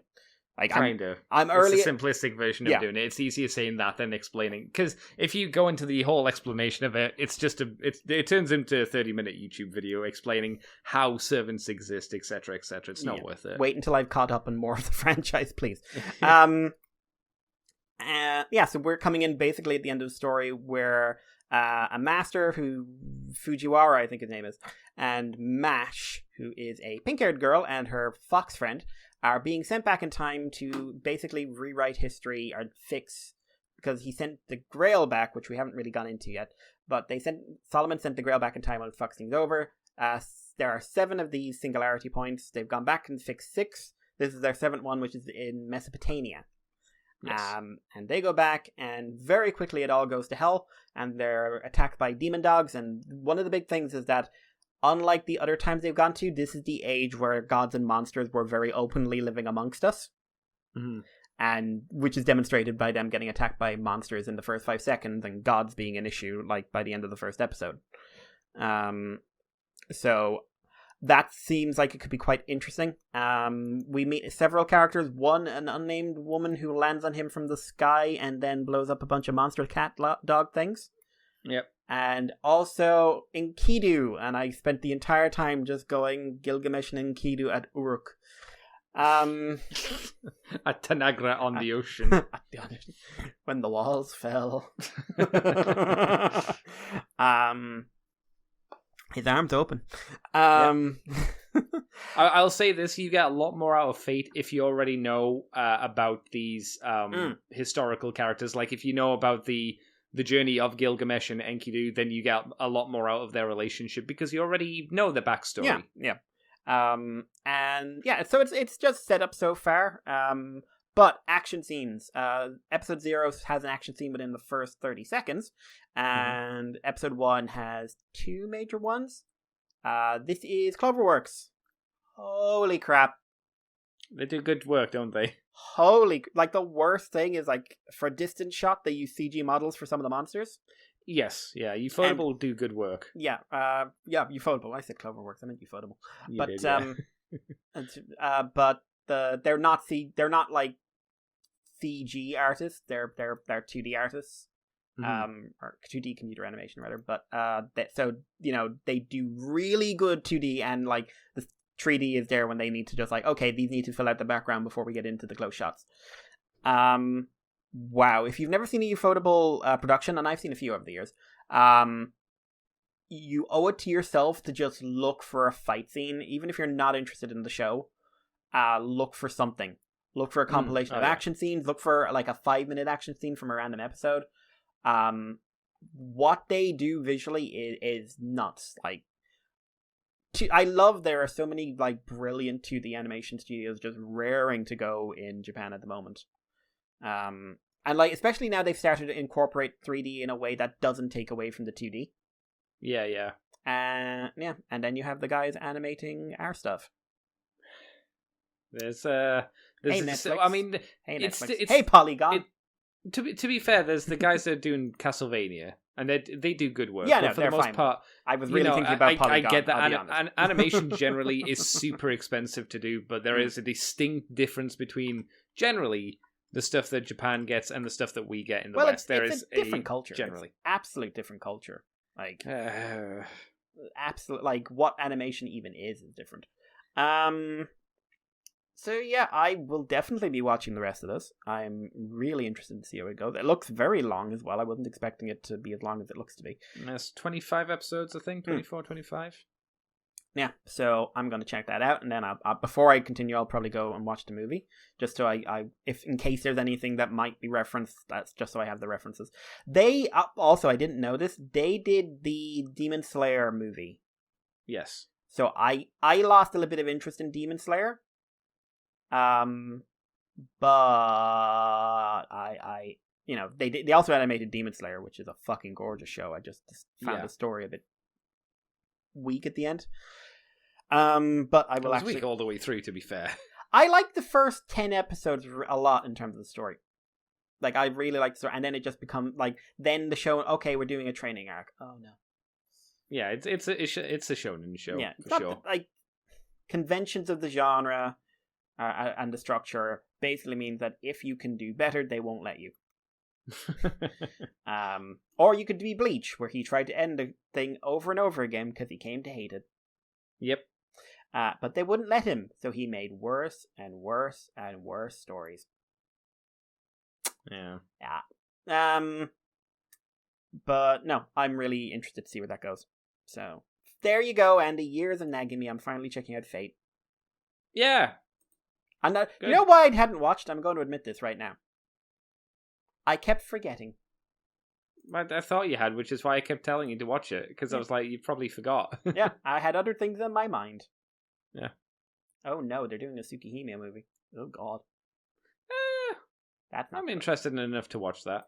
I don't know much about it, and they'll cut out all the weirdest stuff. I only know the stuff that you told me about. Their horror was basically the horror that they set up before Fate. Yeah, I know. And was also like the most porniest of porns. To the point where they did the anime, it was like I didn't even know like what it was based off when the anime was done, and I was just like, why does this feel like half of it's missing? Because it was. Yeah, because it was. Because there's a whole bunch of scenes about succubuses. Yay. That were cut. And, yeah. But no, Fate Grand Order. I am definitely interested. I am definitely looking forward to seeing where this goes. Cool. Yeah, that was all I've got, like, super noteworthy. Getter Robo Arc has started airing, but I haven't found a sub for it yet. Okay.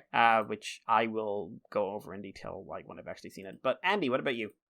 Again, kind of the same as last week. Just walking for the most part. Excuse me, and just doing stuff on Twitch. That's really been about it. There hasn't been too much going on. How is Witcher going in my world? It's all right. It's fun enough. The gameplay is fine. I get really annoyed by the fact that there are some enemies that I think I can beat, but they have they can just regen health indefinitely, and because of that, I'm like, well, this is the only reason why I'm losing against an opponent that you say is impossible for me to win against. If it didn't have regenning health, I could beat it. I'll play Dark Souls. I could beat it. I tried to beat these two. I think they were just like ghouls or something, and I got them down each time, or not each time, but every now and again to like half health, and they could kill me in 2 hits easily. They get down to half health and then they just regen all your health, all their health, and you can't do anything to stop them because they didn't have the right items. So I thought that was a little bit annoying. But apart from that, the world's interesting enough.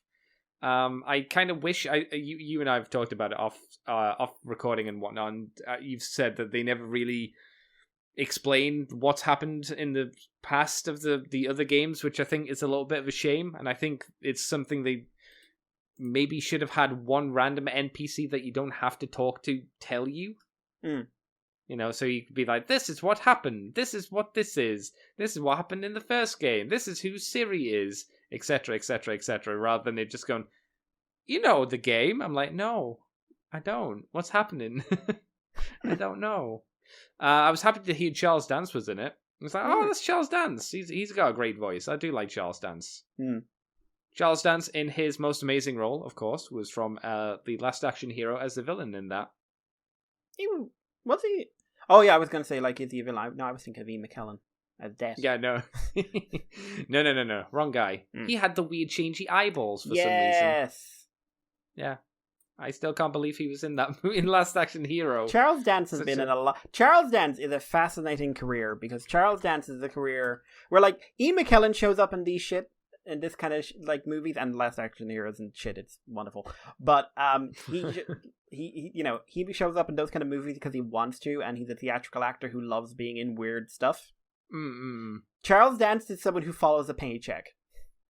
Yeah, it seems like it. Yeah, like look at his career, you will see like this really talented actor showing up in not amazing films without amazing premises, or in unsatisfying roles because they paid him well, and that's not to be judged. No, it's a shame he hasn't been in more good stuff because it feels like he's been underutilized over the years, at least from my perspective, at the very least. He did an interesting, like, it was an adaptation of a murder mystery novel where he played the main character, which I found very interesting, in part because of the twist at the end of the murder mystery. But he was quite good in it. But like, it's just like when people think Charles Dance, they think Lannister, Game of Thrones, yeah, and they think, oh my god, he's so good in that. I'm just like, he is, like, he's actually elevating material, in my opinion, to be quite frank. But because I don't really love any season of Game of Thrones, even the ones everyone else thinks are the best things on the earth. But he's fantastic in that role, but he's fantastic in every role because he's Charles Dance. He's gonna be in Sandman. What the hell? Who's he in Sandman? Why are they making a Sandman? Don't fuck up Sandman. It's too late. They already have. They've cast most of the people. Gwendolyn Christie is Lucifer. She could pull that off. Actually, people are gonna be very confused when Tom Ellis doesn't show up. That's the weird thing because all these people were like based on rock stars, so like musicians. Yeah, well, and some of these people do not look like the musicians that they're meant to be based off. To be fair, Lucifer's guy is dead. Yeah, but to be fair, that's not really the point because he just needs a look-alike who can act. Oh my obviously. God! This is the guy playing Dream. I movie magic and all that, but you've got to see this. I want to hear Andy's first. So you got a picture of Dream like Morpheus in your head? Sure. Okay. So, by the way, if you haven't read Sandman, please read Sandman. So this is the person they've hired to play him. Oh. Yeah, maybe they can do something with him. I don't know. The Corinthians. I mean, I don't have any faith in live action adaptations of things, so it just doesn't bother me anymore. Like, it's just like, oh, it's another bad adaptation into live action. I'm not surprised. I had a moment of going like, oh, and they're like, oh, the Corinthians in this. Oh no, they're going to fuck up the Corinthian. I love the Corinthian. Yeah, I mean, when have they ever messed up a live action adaptation of the comic, Mikey? Charles Dance is going to play Roderick Burgess. There you go. But yeah, I can't really they're bringing in Dr. Destiny. They can't do that storyline in live action. It's not possible. They can't. Do you remember the Dr. Destiny storyline from Sandman? I've never read it. Well, as I said, well worth reading. It is possibly the single most fucked up issue of a book I've ever read in my entire life. I don't know how you could adapt that. I genuinely don't, because it is incredibly fucked up. I'm sure you could easily butcher it, Mikey. True. Butchering is... I'm like, could you do it well? I'm thinking about doing it well. Oh, Mikey, that's not how TV works. True. But yeah, I haven't really done anything apart from that, to be honest. So I guess we'll move on to the questions that were left over from last week that we didn't get onto, at least the comments.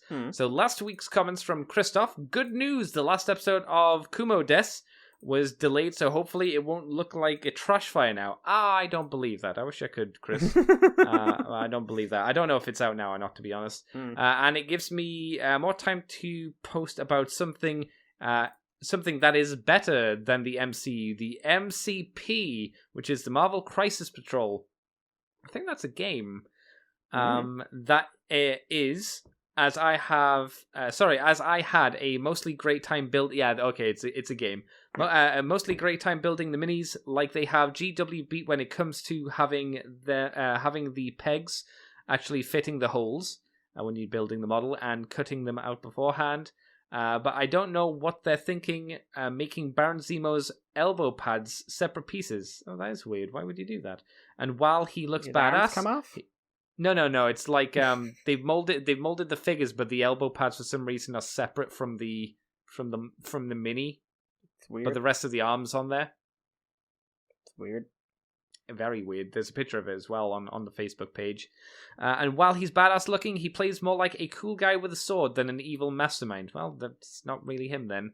I guess that's what happens when you share the starter box with Red Skull. Yes. Yeah, I suppose if you get put together with the Red Skull, they're going to make him the mastermind and Zemo just a scrub fighter, which is kind of a shame.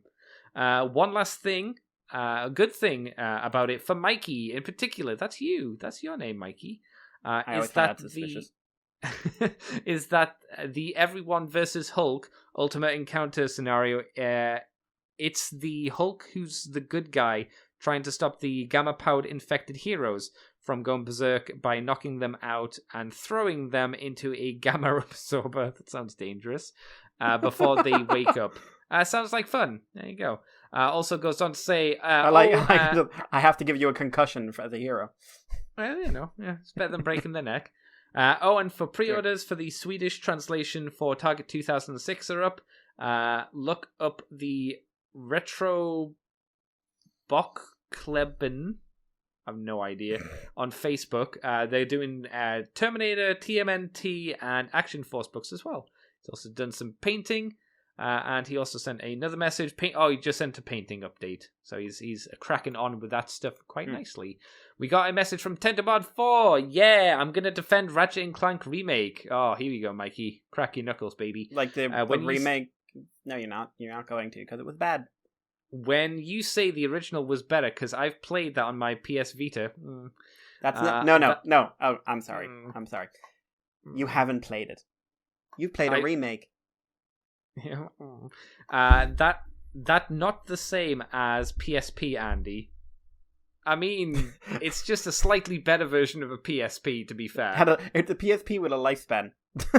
Yeah, like I have a PSP. It was not good. The PS Vita was just a little bit better. It wasn't a massive... There's a reason why the PS Vita failed. And it's not just because Nintendo was just better in every way. But that was definitely a factor. Yeah. Definitely a factor. And the remake has all the qualities of a quality of life stuff the later game from the later games, like being able to actually strafe. I mean, yeah, minor updates is I took that from the second or the third game, I believe.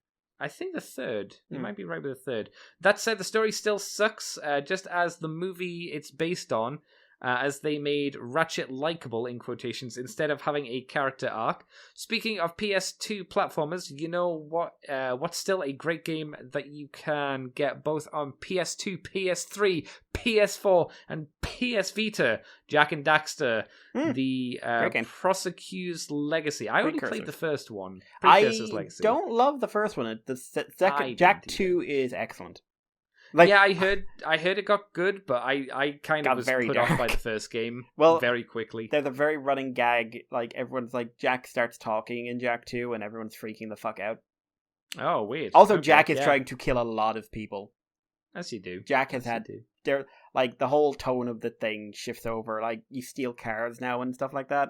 Like, it was like, Jak 2 came out in sort of like the very post-GTA 3 San Andreas era. Oh, yeah. Yeah, definitely. They were trying to get some of the glory from that. So, like, every game out there had a driving section. Every single game.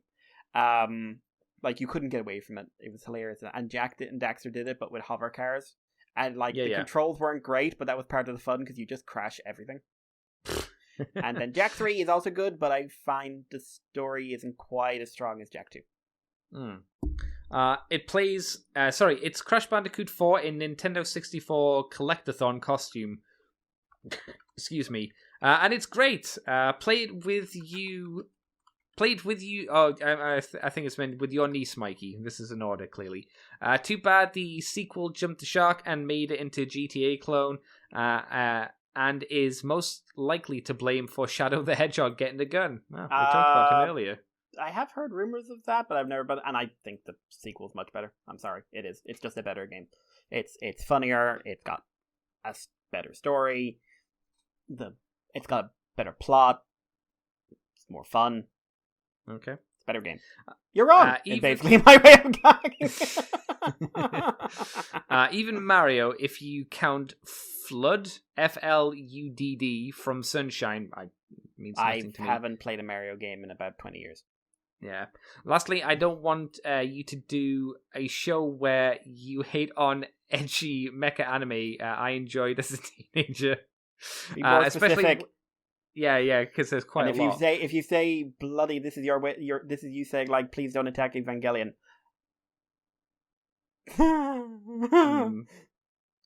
I like the 90s edgy mecha animes in general.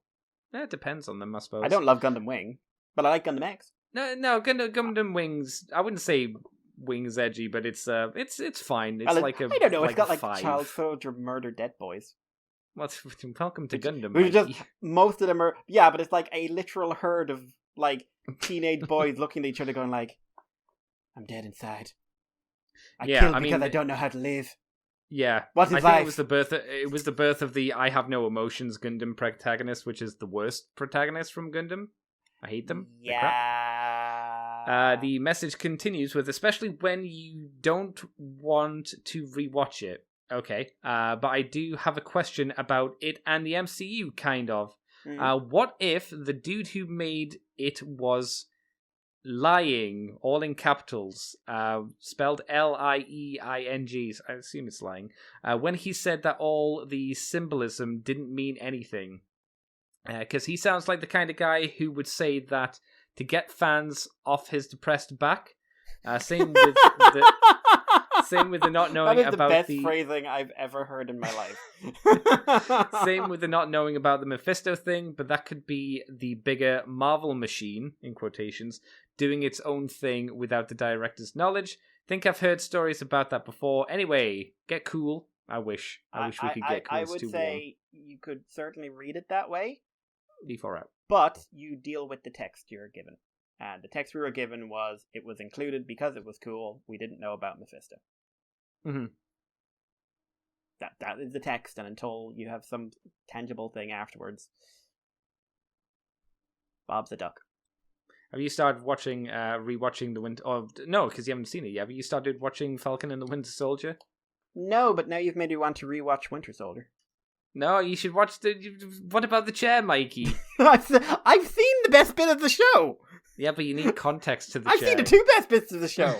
I've seen the magic chair and deflect the helicopter.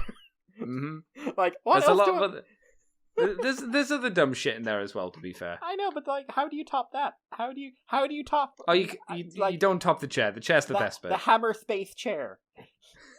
That can chair versus shield. Chair win. Chair win. Chair too good. Chair I like too your strong. choice of image for that with Eris. But Chair was too strong. Falcon couldn't stop her. It's how it went down. She can leap, Mikey. Aerith can leap. She can. She can't take a sword through the back, but she can leap. Very few people can, to be fair.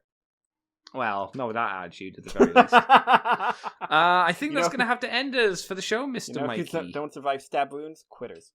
Yeah, exactly. I would agree with that. Mikey, where can people find you on the internet? You can find me on Twitter with Irish Paley, and you can send us a message there on the moonbase2@gmail.com, or Twitter, Facebook, Libs, and Patreon, and all the other places as well. Always happy to hear from you guys. Yay! You can ask me? No, I don't care what you feel or think. Oh, it's polite though. You can find me on Twitter, CCTFW. YouTube is Cobra Commander TFW. You can find this podcast on the Moonbase 2 forums, Twitter, iTunes, Facebook, Libsyn, and YouTube as Moonbase 2 Transformers Podcast. We're on patreon.com/Moonbase2. And if you do $2 each month, you get the extended version of From the Files of Teletran 2, and you get the Moonbase Woo Woo. We did the comic show this week. Mikey just needs to send me his files, and we can get that up. Yep. I'm not sure what we're doing Woo Woo wise, but I'm sure we'll figure out something. And you can get us on the ccbunker.weebly.com if you want to. And I'm on Twitch every night, apart from Mondays, from 11 o'clock playing games as CCTFW. If you want to find me there, that'd be fun. It'd be appreciated. So, thank you, Mikey, for coming on by and chatting with me for a bit. Thank you very much. And until next week, everybody, we will catch you next time. Bye-bye, everybody. Bye-bye.